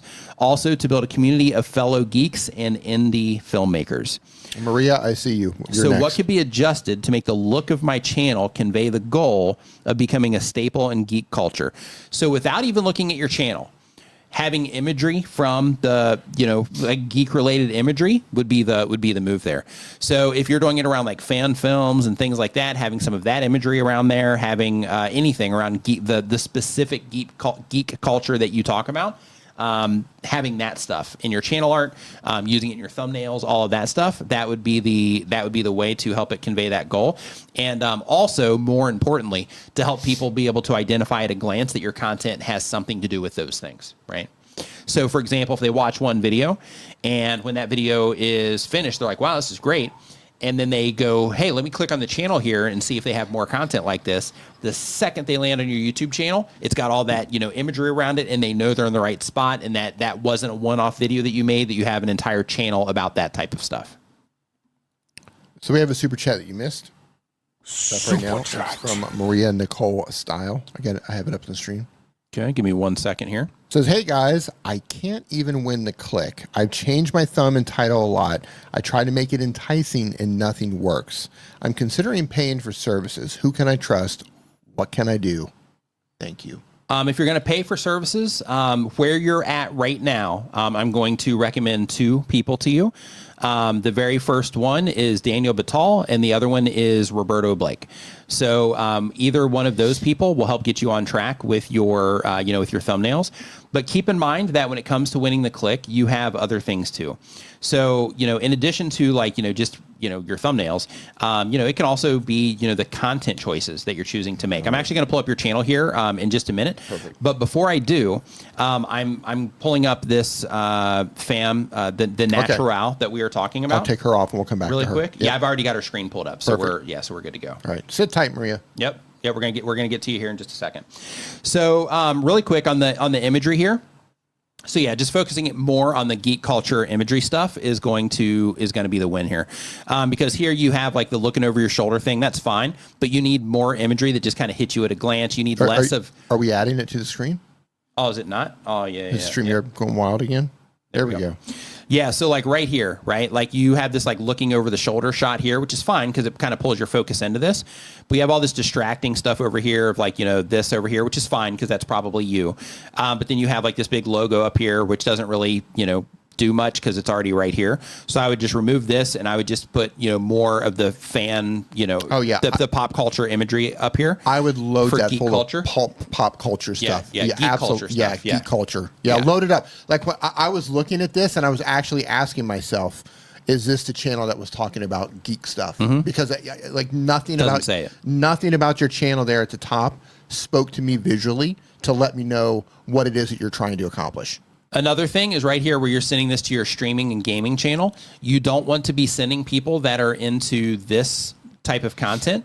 You don't want to be sending them over to here, right? Because these people right here, some of them are going to be like gamers and stuff like that. But there's an issue of cross-pollinating your channel with the wrong type of viewer, and basically teaching YouTube to recommend your content that you publish on this other channel to people who are interested in these types of things that you're doing on this channel. So be very careful when you do that type of stuff. But one thing I want to see here really quick. Yeah, other things, like I would remove these big panels that you're putting on your thumbnails and stuff like that.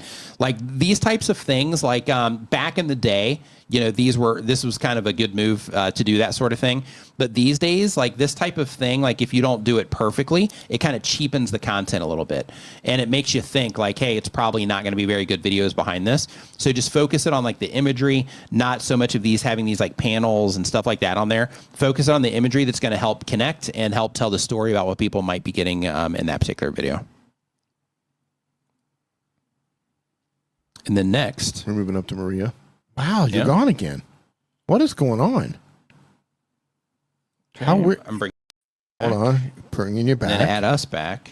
Yeah, it's like all kinds of weird stuff going on there. Weird. It's like anytime you remove it, there's a problem with yours. Weird. It's funny because we were talking today about other solutions. Yeah, it's funny. Did you just remove me again? I brought her full screen. So Maria Nicole Style says, I can't even win the click. I've changed thumbnails and titles a lot. I try to make it enticing and nothing works. I'm considering paying for services. Who can I trust? What can I do? So there's a couple things that I want you to do. One, you've got 1,000 views on this, 9,000 views, 35,000 views. So really quick, just a very quick perspective thing, really quick. Who here would love to get 35,000 views on a video? Right. She's doing great. I think. Yeah. So yes, you can do better. You know, of course. But you're definitely able to, you know, to get the click. It's just not happening at a consistent level. So the very first thing that I want you to do is I want you to go and just look at the retention on these and make sure that the problem isn't the retention, because people might be clicking on the video, but you just might not be retaining them enough for YouTube to say, hey, enough people are clicking on this and watching it for a fair enough or a competitive enough amount of time that this is going to, you know, that we're going to show this to more, you know, more people that are into this. Because, you know, with your type of content, it's extremely competitive. And because of that, you need to make sure that you're competitive there. In addition to that, in your audience retention reports, you have some different options. So the very first one is absolute audience retention, which is how people are responding to your videos second by second, you know, as they're watching the video. And then you have relative retention, which is now just framed as compared to other videos. I want you to look at that. And the reason I want you to look at that is because that is going to tell you how your videos are comparing to other videos of the same length or similar length on YouTube. So just look there to see if you are underperforming or overperforming or just meeting the averages on competing against other videos of similar length. So look at those things first. Number two. So like I said before, you're winning the click, and you said it's inconsistent. That inconsistent when it comes to those sorts of things is kind of normal when it comes to YouTube. But what you're looking for is you're looking for baselines, right? Like, okay, what does my bottom look like, right? You want to look for those for that, and then from there, you know what you need to build on top of, right? And that's how you actually measure, like, am I getting better or not, right? But basically, when it comes to the inconsistencies, you just want to look for that matching bottom to where it's like, it seems like no matter what, or in most cases, that I usually don't go, you know, below this, that everything it is that I do, it's above this particular, you know, this particular line, so to speak. So that's number one. So in addition to that, now that we got all of the audience retention stuff out of the way, because that's extremely important, because I'm not sure how much you're digging into this. And really quick, Brandon, Joshua, I see your super chat. We'll get to you here in just a few minutes. But I just wanted to mention the audience retention report stuff, because I don't know, you know, like I don't know how much experience you have. I don't know if you're looking at that stuff already or not. I also don't know if you're looking at your click-through rate in terms of it being averaged out, or if you're looking at it in advanced mode and you're looking at it per traffic source. So the reason I'm asking, or the reason that I'm mentioning this, is because you may or may not find that if you go into your audience or your advanced mode of your YouTube analytics, you might find that that averaged out number isn't really telling a real story of what's actually happening.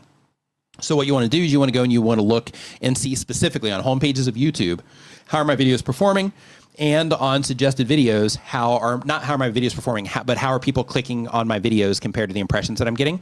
And then on suggested videos, how are people clicking? So it's normal for people to click less on suggested than it is for home pages, but you want to also get a general baseline there as well, so that you can, you don't go to advanced. Okay. So in advanced, when it comes to your click-through rate, if you go into any of the videos in question here, and then you go into advanced mode, then what's going to happen there is once you click into advanced mode, then you can click into traffic sources. Once you are in traffic sources, then you are going to see where your views are coming from on YouTube.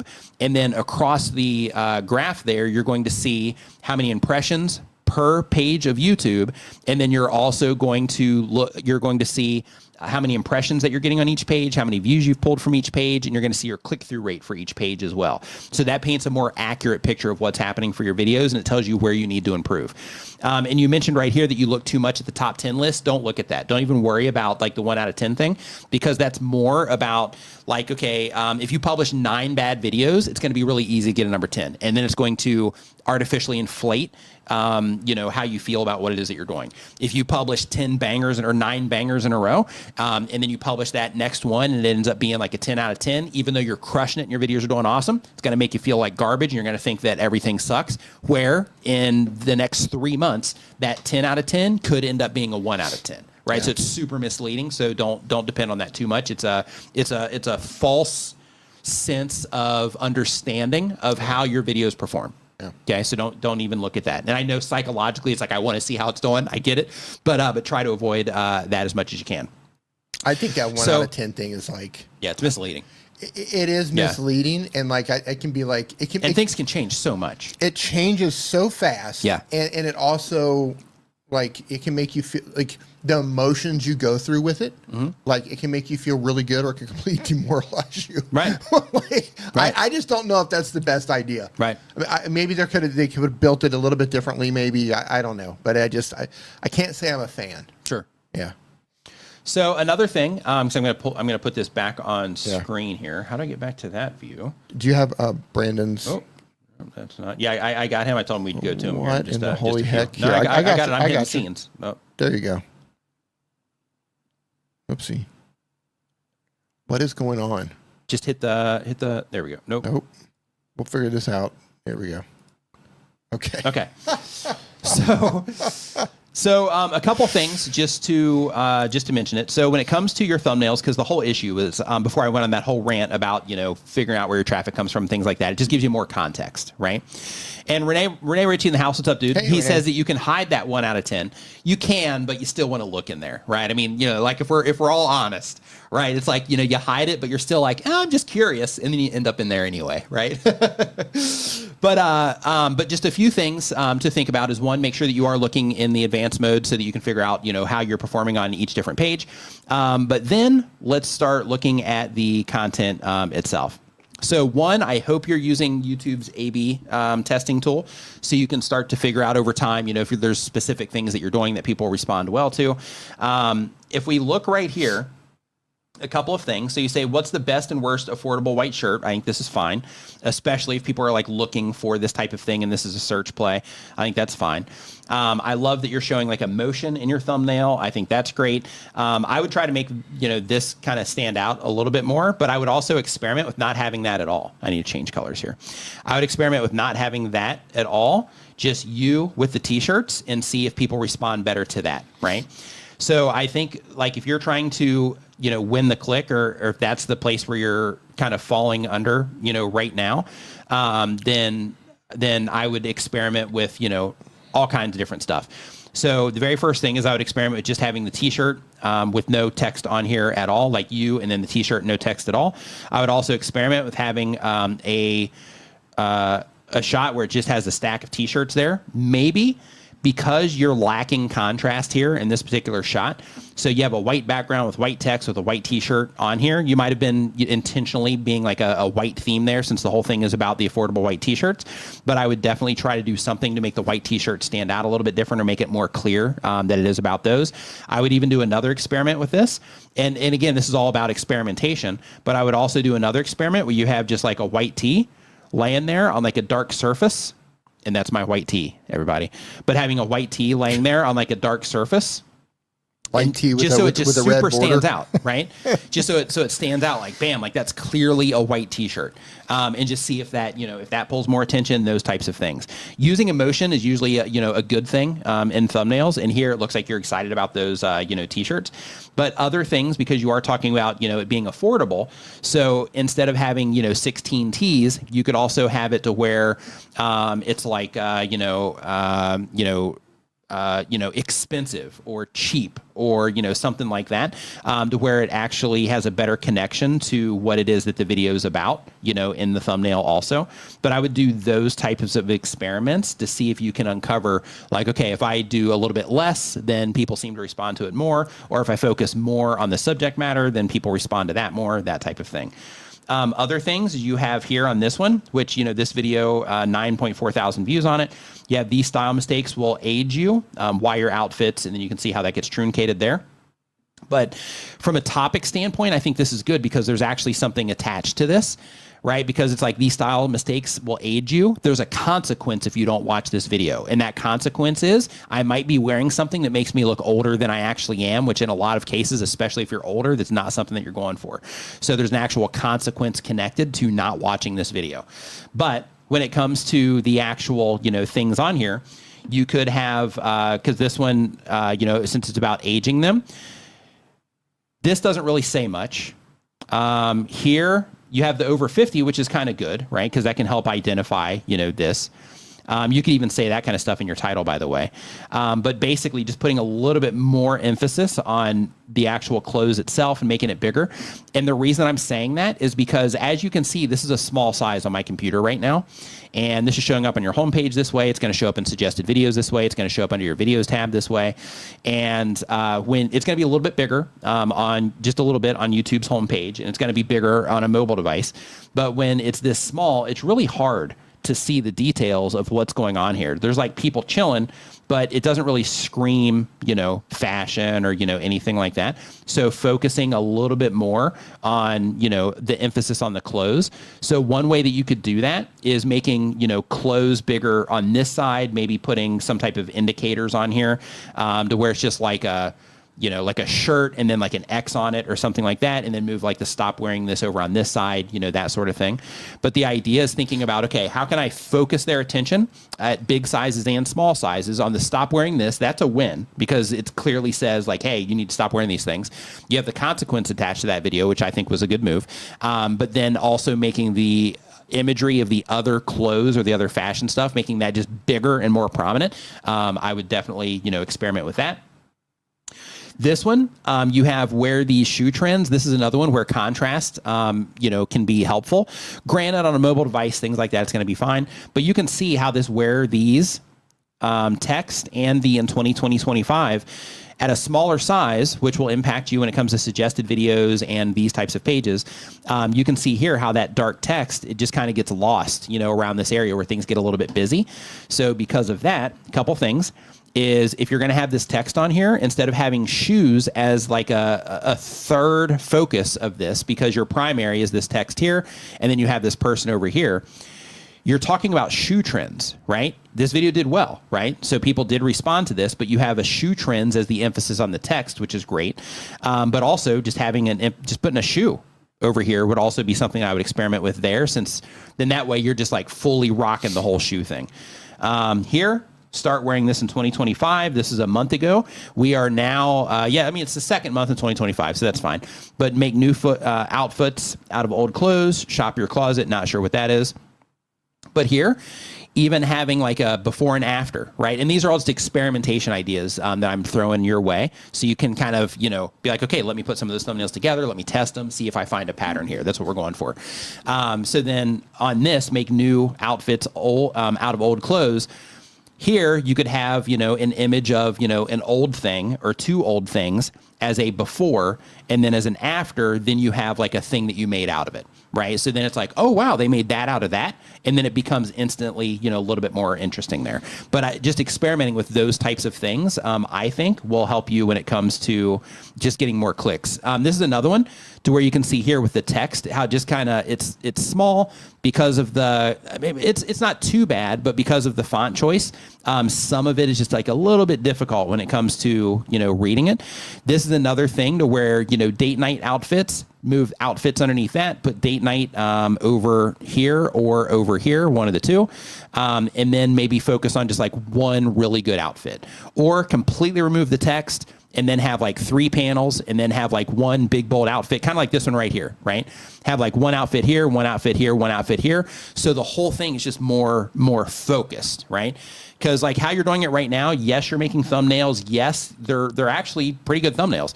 But I think that you could just do better when it comes to, focused attention and focusing people's attention on very specific things when it comes to your thumbnails to help them stand out to the people that you're trying to reach.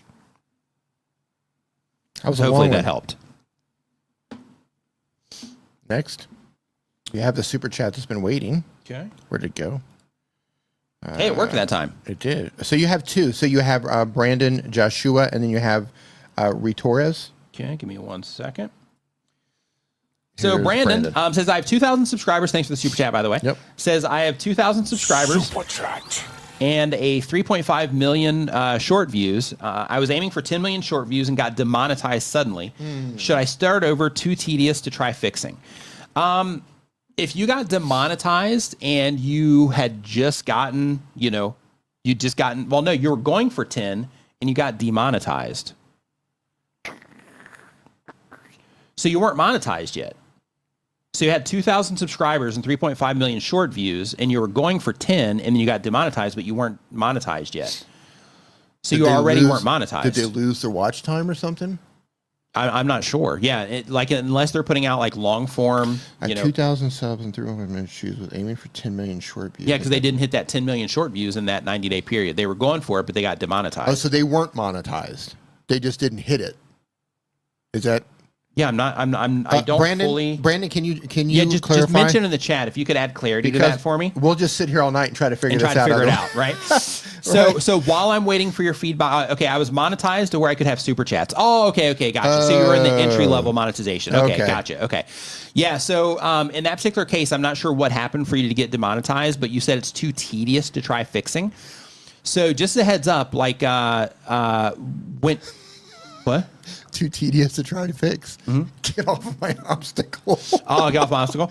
Yeah. So it might be easier to try to fix that than starting a new channel. But if you are confident, like, I could probably rebuild all this stuff and not make the mistake that I made to get monetized, then, you can definitely, try that for sure. Too tedious. But yeah, in terms of starting over though, like I would just kind of pick your battle, so to speak, in terms of, okay, do I want to go through this tedious process of, getting demonetized on a channel where I've already met, the qualifications of the subscribers. Now I just need to hit the shorts views, or do I want to start all over everything from scratch and go from there? My question, it's a tough call depending on how tedious it is. Why did you get demonetized? Right. Did you do something to get demonetized? Like, what did you do? Because if you haven't figured out what you've done so you can avoid it, then you might keep repeating. Well, they said it's tedious, so I don't know if maybe they did something in multiple videos, or I'm not really sure. Right, not really sure what's going on there. Something happened. Yeah, something happened. So Torres says, the very nature of my channel, TV shows reaction, makes me cope with copyright issues. I'm used to it, but I'm really curious. Why are some shows way more affected than others? Isn't it the same algorithm for all of them? Some rights holders are more aggressive than other rights holders. Yes. That's what it is. Bottom line. Yeah. So some people are, like, YouTube systems trying to detect everything that's in the content ID, like, regardless. But some people just have different actions that they take, and they're just more aggressive with that sort of thing.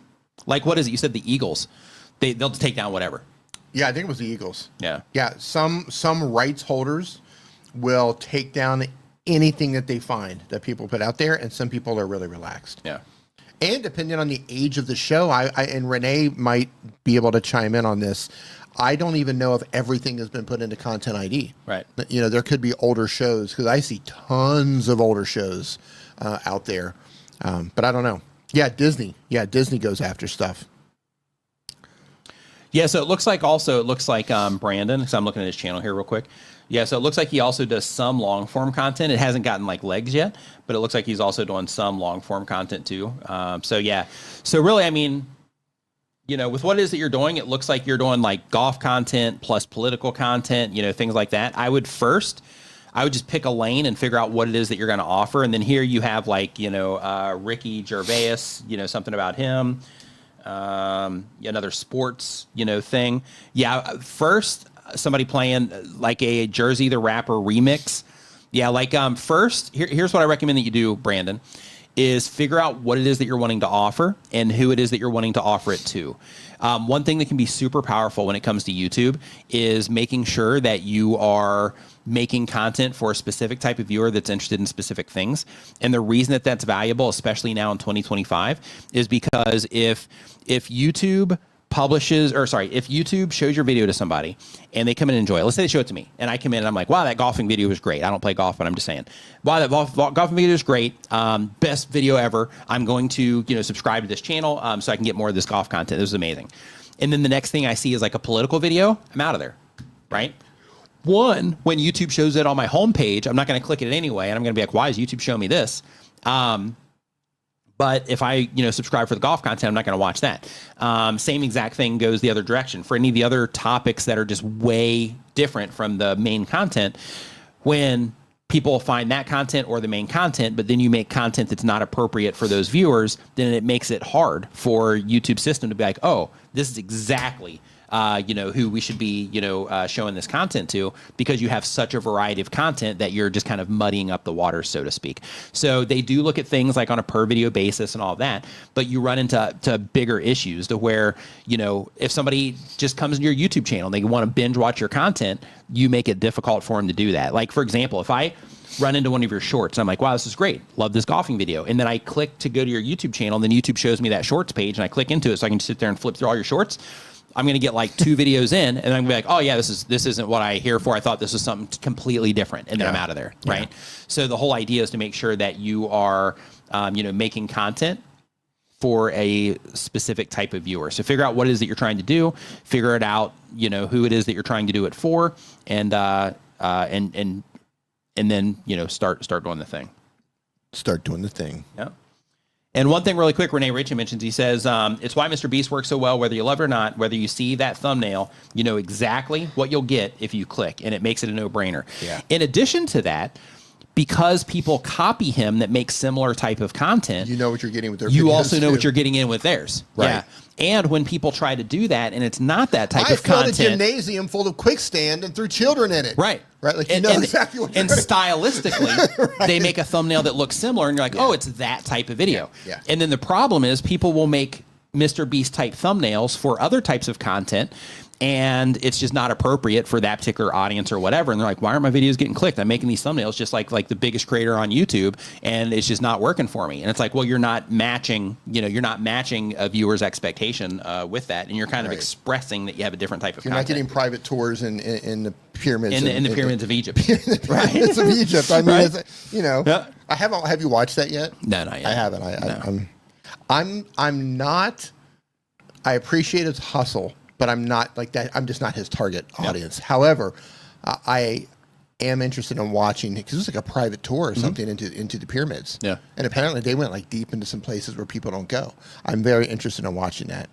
Supposedly, they just found some new stuff on the pyramids. Did you see this? I don't know if it's real or not because it's the internet. I saw that. Like, I'm real cautious about it. I was like, should I even say this right now so I don't look like a weirdo? Yeah. Yeah, like, I don't know if it's legit or not. I don't know anything about it, but I've seen like a few different things being presented to me about them finding like additional things under the pyramids, but I don't know if it's real or not. Is it true or not? I just ran across it, so I don't know. You saw it too. I saw it. Did you see this? I saw it, but I didn't have the time to dig into it. I saw it and I was like, that's why I was hesitant on even saying it. In my brain, I'm like, should I even say this? I was like, this sounds kind of hokey. I don't know if this is real or not, but it looked really convincing. Yeah. And I was like, I'm going to dig into this later when I'm in the mood. Yeah. Because if it's real, I'm going down awesome. Yeah. If it's real, I'm going down a rabbit hole that I probably won't come out of. Right.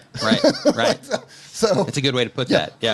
Who know? Yeah. Did anybody look into this? The extra things that they found underneath the pyramid, is that real or not? No, Can somebody, sure. Renee?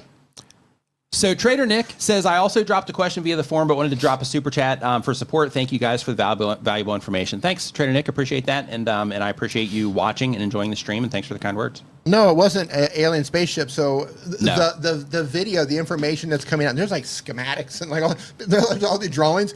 The video is, and I don't know if it's real. That's what I'm asking. That's what I'm asking. Is that through some sonar thing that they shot through the pyramids, they found essentially a very large like basement structures. Supposedly, yeah. like really, they're like pillars essentially underneath the pyramids. Yeah, I don't know. It might not be true. Yeah, I'm asking the good people in this chat because I don't know. Mm-hmm. I don't know, and I'm afraid to find out. Yeah. Scale Straintation is our next channel here. I'm going to find out right now. I'm actually going to look into it. Yep. The question is, do you think we need to start structuring videos with optimized breaks for ad placement, especially with the upcoming changes to ads? So here's the way I think about that. You can, but one thing that we learn over time is that YouTube changes things. And when you are like previously, content creators structured their ads for the way that it used to work. And then now that's going to possibly work against them. So because of that, when you start building things around it, like, yes, for the time, for now, it might be great. It might be a really good idea. But when it comes to long term, like we don't know what they're going to change about it next. And we don't know, if that's going to end up being something that they end up saying like, oh, hey, we did this and it was working great, but, viewers changed and now, it's not working great anymore. So we're going to do it this other way, which is now going to make it to where, those spots are not going to be, as valid or useful anymore. So for the moment, though, sure, absolutely. But who knows if it's going to change? Like, for example, back in the day, we used to put like annotations in our videos and, all this other stuff and make videos interactive through annotations because you can skip all over the video and things like that and skip to different like timestamps in the video. Is really cool. But YouTube took that out, things like that. So they changed things over time. Things have been changed in terms of where subscribe buttons are. So like, in the past, you might point one place, hey, make sure you hit the subscribe button. And then that, now it's, down here, or you point over here and then now it's over here, those types of things. So they make changes all the time. So making it for now, is definitely something to consider. But just remember that YouTube does, change things. And Renee says it never worked that way. It's not actually changing much. It's just more transparent. And he said those old spots likely didn't serve. Okay. So now they're just letting people know about it. So I've been looking here. I cannot find the information on the pyramids from any reputable news source. Okay. So so we'll slide that into the conspiracy. Yeah, it's listed stuff. in the Sun, and so like LA Bible or something like that, whatever it is. But you would think that would be on like National Bible or whatever. Yeah. Those are the only things, and they're talking about like a vast underground city. But those are the only two things I found. So I might slide this over to nonsense. La Mente de Macho is the next question. They upload every other day, gaming content. The question is, why do some shorts get stuck in 20 views while others get the usual 500? I only have one that has over 2,000 views. So everything on YouTube, regardless of what it is based on how people respond to it. So if people respond well to your videos, then they're going to keep getting recommended to people. In comparison, if they respond well compared to other videos, then they're going to keep getting recommended to people. If people respond well to your shorts, they're going to keep getting recommended to people. If they respond well to those compared to other shorts. And the things that cause people to respond can be the topic itself. It can be, the things that, happen when the video first starts. It can be your packaging if it's for long form. It can be the pre-roll, can help you or hurt you, as well. Or not the pre-roll, but the hover, the autoplay. But, like if your videos do well or not, it all comes down to how your videos perform against other videos on the platform. That's why you have some people that start brand new channels and their first videos do great. And you also have people that have been publishing videos for years, and no matter what they do, they can't get a video to break, 1,000 views or 2,000 views on it. So, it all comes down to the performance of the actual content itself and how good the creator is at making content, understanding their viewer and making content, for their viewer. Okay. Sometimes you nail it, or sometimes sometimes you do better than others, is why some videos get stuck at 20 views and some have 500, and one has 2,000. So next up, how we got here genealogy, uploads 1 time per week or more. The goal is to be a full-time creator. And the question is, I've had better success in the last month and a half, and I feel that I have more engaged viewers. I still have the issue finding B-roll related to historic content. You might want to try making some with AI, just as a heads up. But it says, I've had success in AI imagery. Oh, that's funny. In AI imagery to get an image I want. Then after many tries with prompts, my question is there a reliable AI for creating video clips by prompt? I have another question specifically with interpreting retention, as it seems better on my last video, but CTR and views isn't as high, and some similar videos. So retention can fluctuate, same with your CTR, based on the impressions that you're getting. So when you get more impressions on a video, it's harder to maintain higher numbers. That's why people often report having good metrics on low view videos compared to when they have a lot of views on a video. So that fluctuation is normal when it comes to YouTube. But when it comes to services that you can make videos by prompt, Midjourney has that, where you can make videos by prompt. You can do that, I believe, on Vigly, I think is another one. And yeah, there are services out there, but right off the top of my head, Runway is one that you can do it by prompt. I'm trying to dig here in Google. And looking for that. Yeah, and I'm specifically looking for 2025 on this stuff. Nothing. It's like, no, it's like they're showing me stuff from like 2016, That's 2018. Google.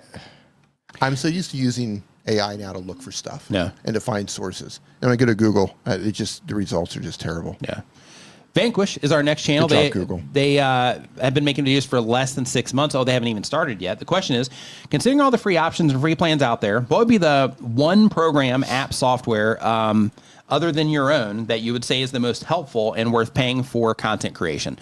So just a good video editor. That's a great question. That's it. A good video editor, and you can even get those for free. Like you can be a content creator for free if you choose to. Yeah. So there are tools that can help you in different ways. So for example, you're probably, as long as you learn how to use it, you're probably going to make better thumbnails in Photoshop than you would in like Canva. But Canva, is a feature that you can pay for too. But they have free plans. But you'll probably make a better thumbnail in Photoshop if you learn how to use Photoshop. But like, video editing program, you can get that for free. You can do some basic keyword research for free. You can use YouTube autocomplete to figure out what it is that your viewers are looking for. You can do a lot for free. You can use Canva mixed with TubeSpanner just in case you run out of limits and things like that. You can kind of bounce them back and forth for making thumbnails. There's also apps that help you make thumbnails. I think you can get some free ones there. For writing scripts, you can just do that yourself. You can also use a free version of ChatGPT, to help you there as well. If you need helps with like, hey, how's this hook, right? Then you can drop it in there and get some feedback. As long as you learn how to prompt right around that. But basically, yeah, you can be a content creator for free if you want. But paid tools can be helpful for other things if you are trying to get different insights and things like that. The tools I'm paying for now are ChatGPT. I'm paying for that, and I would not change. I would get rid of almost everything else except for if I like. It'd be tough if I had to choose. I would lose Netflix before I would lose ChatGPT. I already canceled Netflix. So the two things that I couldn't live without in terms of payment are YouTube Premium and ChatGPT. Yeah. I could get rid of everything else, but I'm also paying for Adobe, which I question myself almost every day why I'm still paying for it. I love it. Love it. I use Photoshop almost every day. It's just that the more that I use Canva, the more I'm like, do I really need to use Photoshop? Yeah. Because I can do a lot of the stuff because I'm not doing anything like tricky. You know what I mean? It's just pretty much basic stuff. Anyway, I pay for Photoshop, or I pay for Adobe, the whole suite, essentially. I pay for Canva.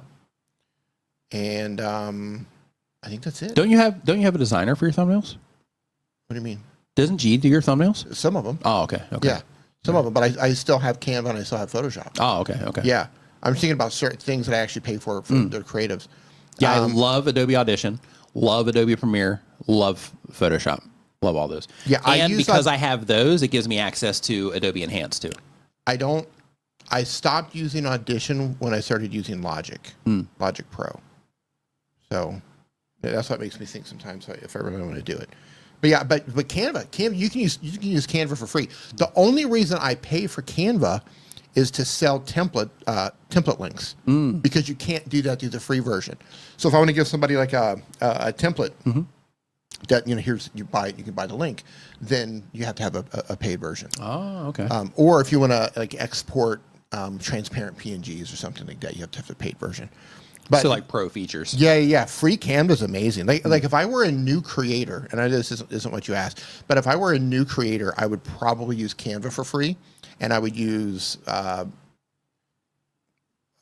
edit on CapCut now, so I'd probably use CapCut for free. I wouldn't use the pro features. I don't pay for CapCut. Yeah, I'd probably use. Yeah, like you use that now. Yeah, that's what I'm saying. Right. Like I use CapCut now for free. Yeah, I don't use the pro features. Yep.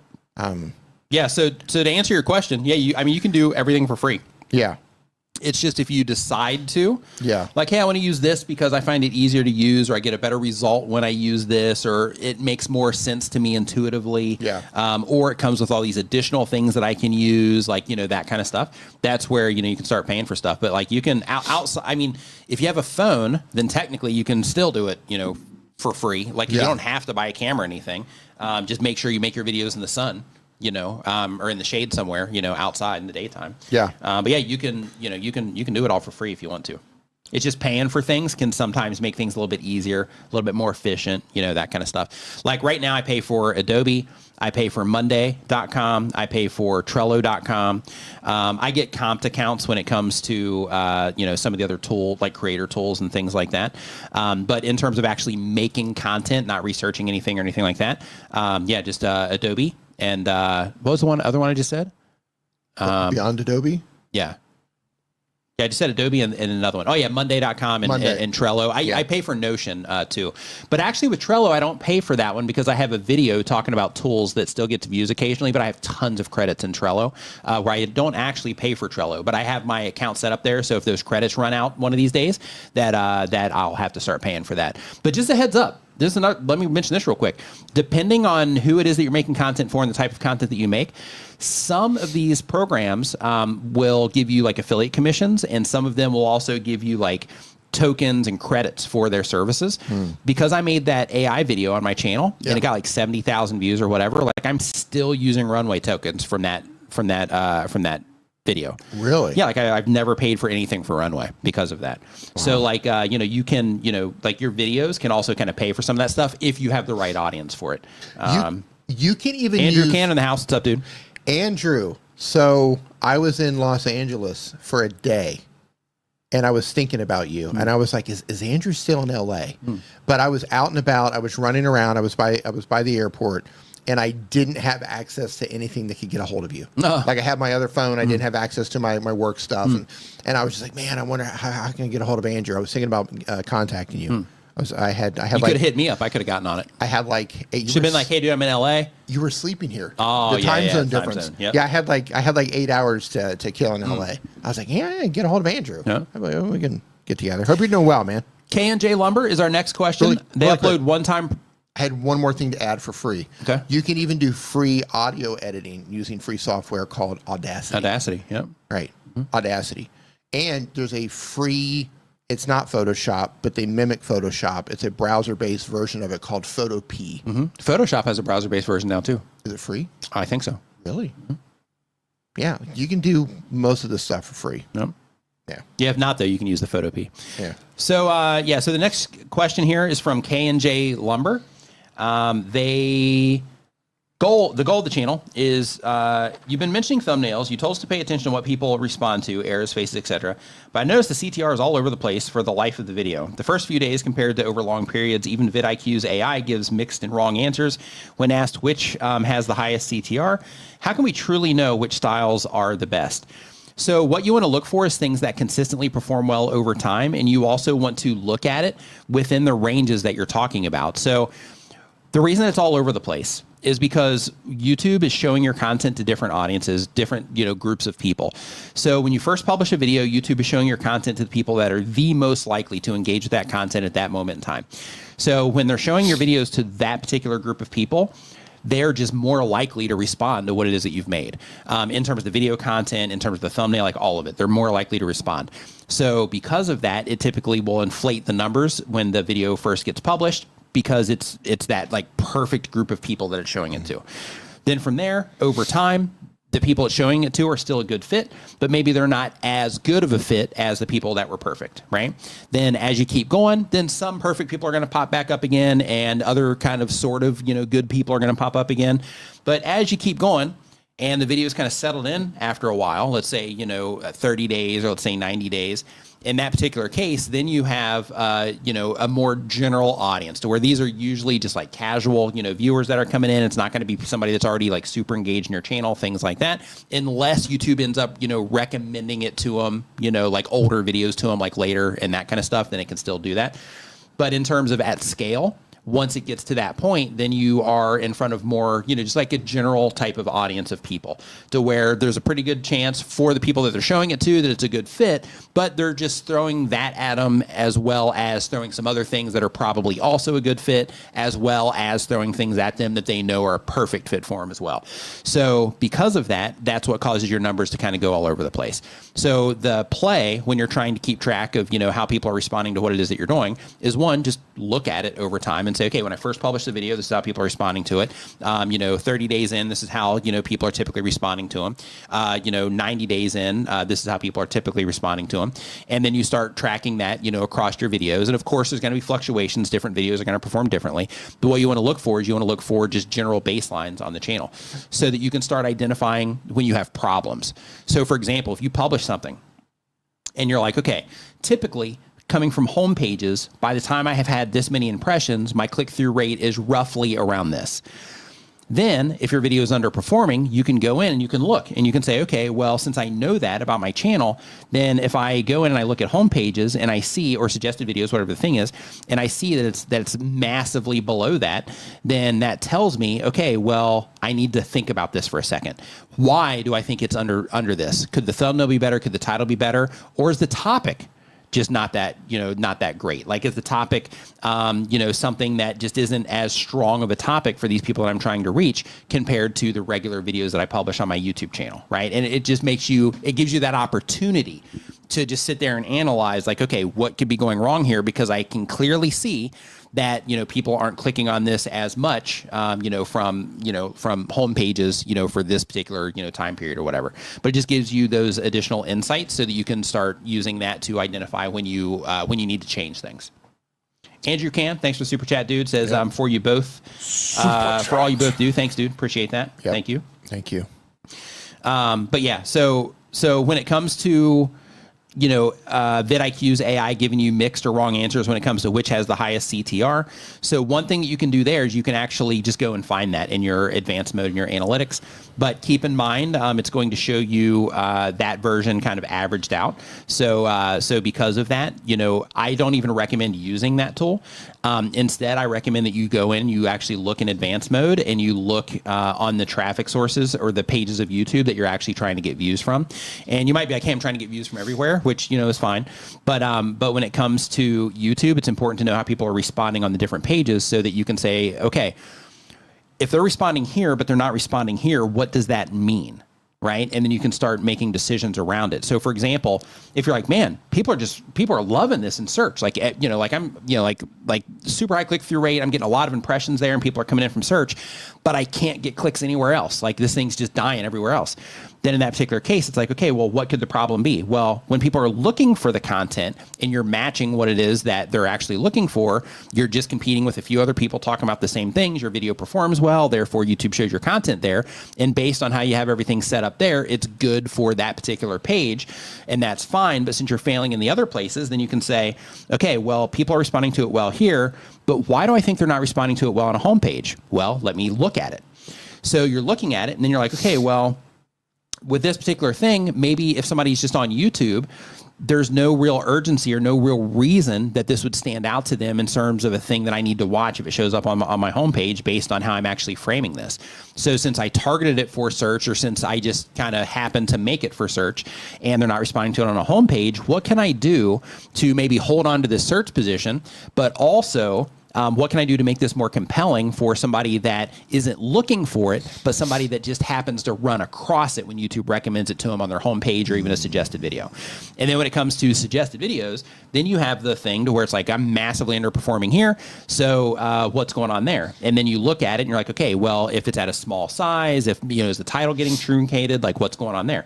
But it gives you the opportunity when you start figuring out those baselines on your channel, it gives you the opportunity to be able to identify when something's not working so that you can just give it more consideration. And you can say, okay, if it's not working here, but it's working here, that means people enjoy this video when they find it, but how can I make it more compelling to people on the outside for the recommendation system?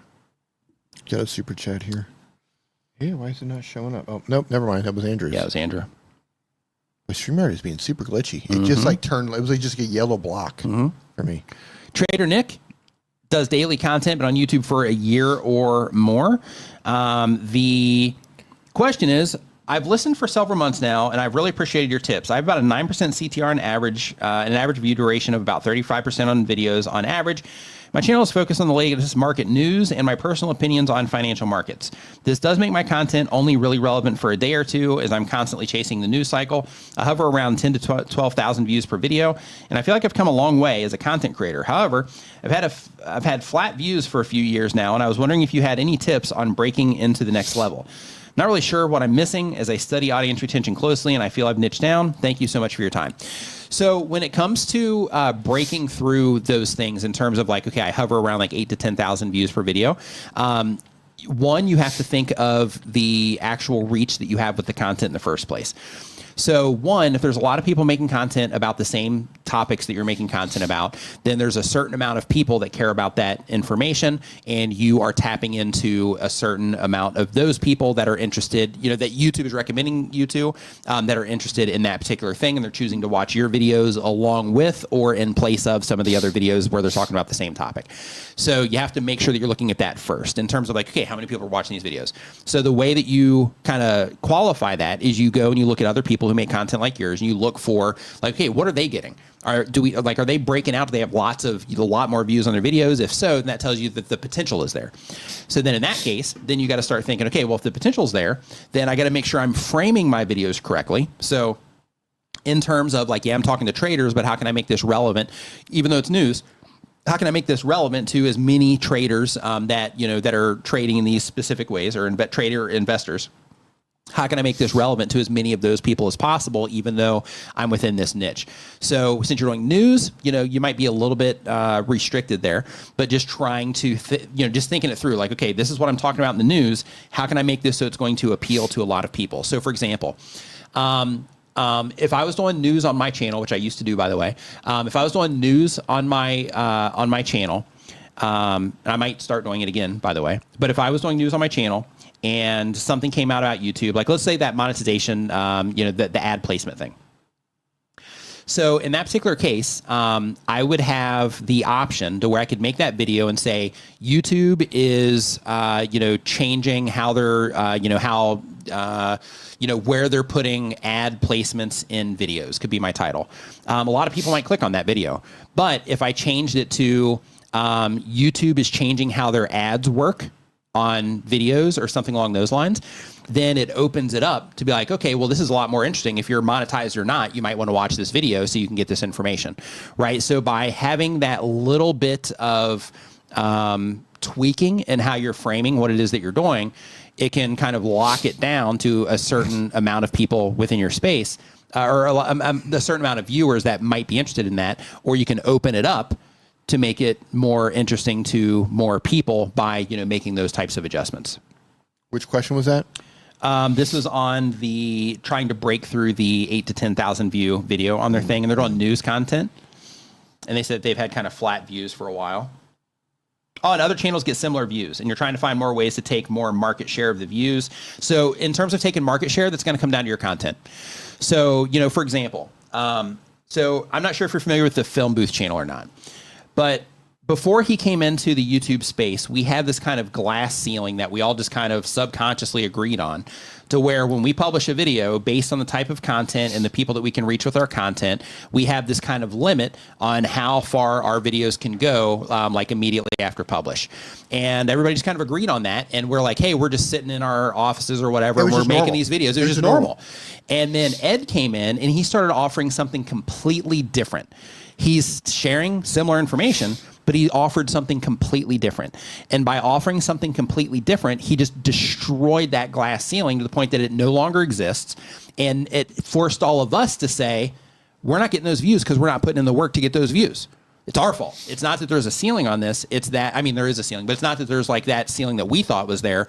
It's that we are not willing to do what Ed was doing with his content. We didn't get out of our comfort zone and do what he did, and therefore we continue to hit that glass ceiling that we essentially just all, apparently agreed on. So when it comes, I didn't sign that agreement. So when I it wasn't comes part to of that accord. When it comes to standing out and taking that larger market share, though, the way that you do that is you do it in a different way, and that different way might require more effort in what it is that you're doing. And I'm not saying to take Ed's approach per se. You might want to because that's a real creative approach to take. And since he doesn't do that channel anymore, he's kind of brought it down a little bit, but sometimes it comes down to being like, okay, this is what we're all doing, and we're all doing it in a way that's comfortable and easy. But if I do it the hard way for a few videos, I wonder what type of result that would get, and then just kind of trying that and seeing if it helps you break through that particular ceiling or not. Because if everybody's doing the same thing and you're getting similar results, then somebody's going to do something different that's going to break past those results. As long as the market, as long as there's enough people there to absorb that that difference that you created. I have a super chat from Real Adapt. Real.gaming, thanks for the super chat. Says, I don't get a lot of search traffic, but videos do amazing when YouTube puts on the homepage, and then all of a sudden YouTube pushing flat lines out, and so does the video. So what happens there is as YouTube is showing your content to people, they show it to different groups of people. The first people to see it when you publish it are the people that are most likely to be interested in that video at the highest possible rate. And then as time progresses, it's showing like the perfect fit, good fit, really good fit, but they're not that ideal fit. And because of that, they're going to respond to what it is that you're doing differently. As soon as your videos hit that threshold of not being competitive for those groups of people that they're showing it to against all of the other content that they're showing them, then it's over. It's not over, but it can slow down the momentum of that video, or in some cases completely just die out the video. And sometimes it's just a lull. Sometimes video go like this, and then it just kind of will flatline out, and then it'll start picking up again. All kinds of different patterns. But if that consistently happens to you, then it means that when you start getting into those more competitive areas, that your videos just aren't standing up as well to the competition as they do when you first publish the videos. Drunken Fist is the name of the next channel. Great channel name. That is. They're getting ready to start their channel. And they say, how do you choose a niche? I wanted to show self-defense stuff using real clips, but YouTube policies are against those types of things. I like Cal Sennett's channels, Tyrone Magnus, John Campia channel, and showing street smart stuff. I'm a rapper / producer. I'm trying not to be all over the place. Just learning YouTube. I have a studio all set up, and I just need guidance.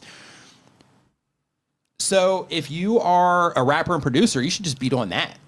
Okay, that's in my opinion. Yeah, what do you want to do? Make that content. Yeah, instead of doing like what fires you up? Like what right. really makes you want to make content? If that's what you do, and you're like, hey, I'm a rapper producer, then be a rapper producer that also makes YouTube videos, and use that to drive people to your Spotify, so that you can start stacking up your your DistroKid money, right? Yeah, like I would just consider that, like, if that's what you do. But there's a guy that I follow on TikTok. His name is Kato on the Track. Yeah, he's great. Awesome. Yeah, really awesome. But yeah, he's great. Yeah, take people behind the scenes, show people how you produce, show people how you come up with your raps, show people how you record, and then drop some original stuff on there. Once you build an audience, drag people over to your streaming platforms. Yeah, that's what I would do. Get really aggressive on short content as well. Yeah, so then you're just always popping up in people's feeds with like all your different, songs and all that stuff. Yeah, like there's he's not a rapper, but there's a great lo-fi producer. He does like boom bap and stuff. His name is Eldre. He killing it in the lo-fi game. But he does that. Yeah. Great personality, shows people how he makes his track. He reacts to other people's tracks. He covers new gear, whatever. But great personality. And, you know, I've been following his journey pretty much from the beginning. Nice. And he's absolutely killing it. Yeah, but like, if you do want to do the self-defense stuff, then yeah, you're gonna have to, you know, actually you're gonna have to actually do the self-defense stuff, because you know, you don't want to be using other people's, you know, content for that if you can avoid it. But yeah, like if you want to do that type of channel, then you're gonna need to make the content for it. But you know, really, like if I was you, I would just lean into, you know, what it is that you enjoy, because when it comes to a YouTube channel, like you might enjoy the self-defense stuff too, but when it comes to a YouTube channel, it's really important to make sure that you embrace making content about something that you really enjoy, because you're going to be doing this for a while and you're going to be making a lot of content about it, and you want to make sure that you're just loving it, right? So I mean, of course, do what you want, but I'm just saying, if you're a rapper producer, like I would be trying to use YouTube or leverage YouTube to build my audience for that. Hopefully they'll come back in like a year and be like, hey dude, I started a rapper channel and now I've got like, you know, all these like records. Yeah. Right. That'd be great. So, do we make records anymore? Right. Well, the gold ones they put on the wall, the platinum records and stuff, the award records. Actually, I think wax has made a comeback. I think it has. Yeah, albums have made a comeback, which I think is really cool. Vinyl. Beach Bites presented by Beach Burn Bob. It's like a tongue twister for the channel name there. Goal is to be a full-time content creator, and the question is, I don't understand what I'm doing wrong. I'm struggling to grow and win the click. I could really use your advice on packaging, and if there's something super simple I'm missing, I'm doing wrong. Thank you both for everything. Feel free to trash me if you need to. Cheers. So I'm not looking at channels, because we do have a few more questions that I want to get to before the stream comes to an end. So if we do get through those questions, because we just got a couple more left, if we do get through those, then I'll come back if we have any time left, and I'll take a look at your channel then. But all of the things that I've talked about when it comes to the other channels that have asked the same questions, all of that's going to apply, right? In terms of just making sure things are easy for people, the potential viewer that you're trying to reach, making sure it's easy for them to identify the content about something that they care about, make sure that you're not using, you know, that's not too text heavy, making sure that there's a clear focus in the thumbnail, making sure that it, you know, stands out, that you're using, you don't have to use, you know, a lot of color in it, but, you know, it can be helpful for just helping it, you know, just stand out, you know, on home pages and stuff like that. So next up, we have Fine Tip Creative Studio. They have been making videos for a year or more. Question is, we have a variety of video types: unboxing collectible statues and figures, Halloween animatronics, oh that's cool, DIY projects, and tour videos of cool places. Lots of subscribers not coming back, probably because of the varied content, and I don't want to niche down. What do we do when we want to do what we love, but views are not there? So if you want to do what you love, but the views aren't there, consider splitting that up into multiple channels. And then that way you can still do exactly what it is that you love, but then you create a resource for a certain type of content for the viewers that are into that type of stuff. So then that way you have the unboxing collectible statues and figures. That would be, you know, the channel. Maybe you squeeze the animatronics in there. I'm not sure, because I don't know what's all involved there. And then like your DIY projects can be a channel, and then your tour of cool places can be a channel. But the idea is to, like, when it comes to growing a channel, if you just want to make videos and use YouTube as an archive storage of like, hey, these are all the different things we're into and we're just making fun videos about them, you can totally do that. But if you're looking at it through the lens of, I want to grow this into something and earn ad revenue from it, and, you know, become a resource for people to where they know if they want, you know, this type of content, they can come to me for it, and I'm going to deliver every single time. If you want to create that experience so that you can grow your channel faster and reap all of the rewards that come from having a good YouTube channel, then in that particular case, it's important that we all love to do a bunch of stuff, right? Everybody loves to do a bunch of stuff. I got tons of things that I'm interested in, and I have to fight myself to not make channels about everything. Right, because like I'll get into something and I'll be like, "Oh man, I should totally make a channel on this." I should make a channel about this. Fight myself about it because I know it'll take away from you know, everything else. But like, like you just got to make a choice on, okay, do I just want to publish stuff what I want and have a personal archive that I can watch for myself, or do I want to actually make something that other people can view as a resource of content that they will enjoy and that they can come to me for? And if it's that version, then in that case, you know, you need to niche down in some capacity so that you can make sure that you make that possible. Cloud Mining Pro is the next question here. Cloud Mining Pro does statistical breakdowns and tutorials. The question is, I have the most in-depth statistical breakdowns with the most efficiency and thoughtfulness towards not wasting my viewers' time, but I see channels with videos putting out lousy content compared to mine, getting away with more views than mine. Is it just going to take time for my channel to get established to be able to really compete, or is there something I'm missing? I love questions like these. Me too. Yep. So when it comes to what it is that you're doing, we are all biased towards our own content. So what I mean by that is you're looking at other channels and you're saying that their content isn't as good as yours. But according to the viewers who are watching your content and they're watching those other channels as well, based on the response that they're getting, it means that people are responding better to their content. So it could be possible that with the way that you're doing it, you just haven't found the right audience who is into that way yet.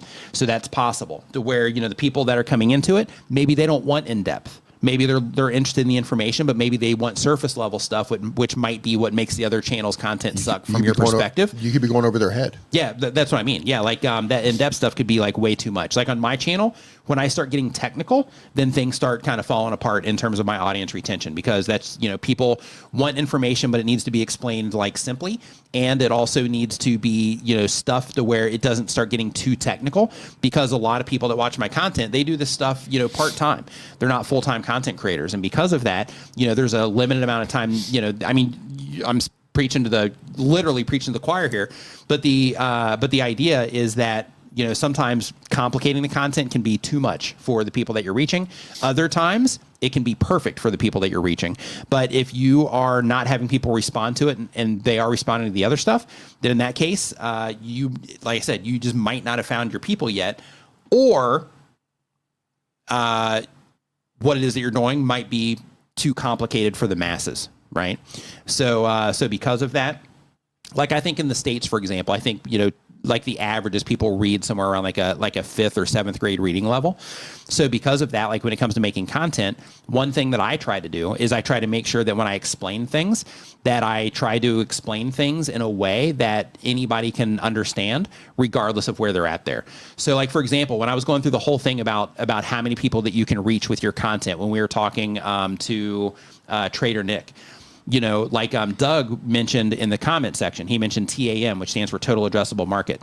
I don't use that language. And the reason I don't use that language is because it's easier to understand when I say that, you know, the amount of people that you can reach, right? Because that's just super easy to understand. When I say total addressable market, then it starts getting into like a little bit of lingo speak there, and that's going to alienate people, right? So because of that, when it comes to what it is that you're doing, it might be perfect. And it could be possible that you just haven't found the right, you know, viewers yet that are like, wow, this is great. I'm watching every single video. One way to find that is go into your analytics and see how many return viewers you have coming back to your channel, and see how many return viewers you have coming back into each individual video. And when you are seeing like a lot of people coming back, that means that you're onto something. Right. But if you are like, hey, I'm publishing like all these videos and I'm getting like, you know, like nobody's coming back and watching like additional videos, then in that case, it might be that you're, you know, not nailing it yet. So keep at it, experiment a little bit, maybe try a dumbed down video and just see like, hey, you know, do people respond to this dumbed down stuff a little bit better? And if they do, then you're going to have to make the choice on like, okay, let me meet them where they're at. And then maybe kind of simplify the way I'm explaining things and things like that, and bring them into this technical stuff in a little bit more user-friendly way, or broad user-friendly way. Yeah. Or your next video could change everything. Yeah. Yep. You know, like trying to find. That's what I mean about the right audience, right? Like it could just be that the right people, I haven't ran across it yet, to where YouTube's like, oh, technical content, technical people. Or, I mean, YouTube could be putting your videos in front of people who are looking for simple content. Mm-hmm. Just because, you know, who was a Dr. Stin, perfect example. But based on the subject matter, right? Like, hey, they're responding to these other channels, so let's show them this, and then it's too much, right? Yeah. And it could be over their head. That's, you know, something that YouTube's doing. So just keep going, and like you said, test it out. Richie Rate, what's going on? Hey. Because there are plenty of channels out there, just like highly technical channels. That do really well. That do well, right? Yeah. So it could be a matter of time. It could be, you know, YouTube just mismatching the audience. Yeah. Or just topically. It's like, hey, these people that are into these topics typically respond to this type of stuff, so let's show them this. And then the people come in there and they're like, whoa. Yeah. I don't understand half of this stuff. Your packaging could be off just a little bit. There are a lot of variables. Yep. Yeah, Doug says that some people will nerd out on the technical, but that might reduce the audience. Yeah. Yeah, absolutely. People nerd out on the technical stuff. It's just, making sure that, like I would test it. Like I'd be like, okay, am I being too complicated? Let me try like a super simple version and just see if it gets a different response. Yeah. On that note, I want to thank everybody for hanging out. I do want to let you know that if you are a new content creator and this is something that you are running into these walls, or you're having trouble kind of getting things moving, or you're just not getting the results out of it that you're wanting to, and you're feeling frustrated, YouTube comes with a learning curve, just like anything else that you're going to do. So because of that, just embrace where you're at in the learning curve and try to just focus on what you're doing. It's really easy to get caught up on like, hey, how's this channel doing? How's this channel doing? How are my competitors doing? And kind of measuring yourself against that. But I just encourage you to look at what you're doing and think, okay, how can I do better with what it is that I'm doing? Because these other people are doing great, which means that it's possible, but I need to focus on what it is that I'm doing so that I can make sure that I'm making the best content that I can for these people that I'm trying to reach, and just focus on your skills. So there's all these different, my channel's got all these videos in it. There's all kinds of videos all over YouTube about growing your YouTube channel, things like that. You can only watch so many of those until you have to start working on the skill sets involved in doing, in creating content, running a channel. So because of that, make sure that you are working on those skill sets along with the knowledge that you're gaining. Because if you aren't, then the knowledge isn't going to help much, because you have to know how to do certain things when it comes to being a content creator on YouTube. But hang in there. You got this, and we're here to help. Yeah, so and you're going to Social Media Marketing World. Yeah, I'm going to Social Media Marketing World. So if you are going to be in San Diego on March 30th, that's when that starts. I'm probably going to get there on the 29th. So if you are in the area, if you're around San Diego, then definitely, get in touch, reach out on Twitter or something. And we might grab coffee or, something like that. Not sure. But definitely, reach out and and come to Social Media Marketing World. Also, if you happen to be in the area, it's March 30th through the 1st, I believe. So make sure you check that out, especially if you're a marketer in some way, or you're using your channel to sell products, that kind of stuff. Yep. Make sure that you come and check that out. And besides that, everybody have a great rest of your weekend. Thank you so much for hanging out and spending your time here with us. We appreciate it. D? Yep. Great stream. Great stream. Yep. And we will see you next time. Hit the like button on your way out, too. And check the video description. Got tons of helpful stuff for you down there, too. Have a great weekend. We'll see you next time.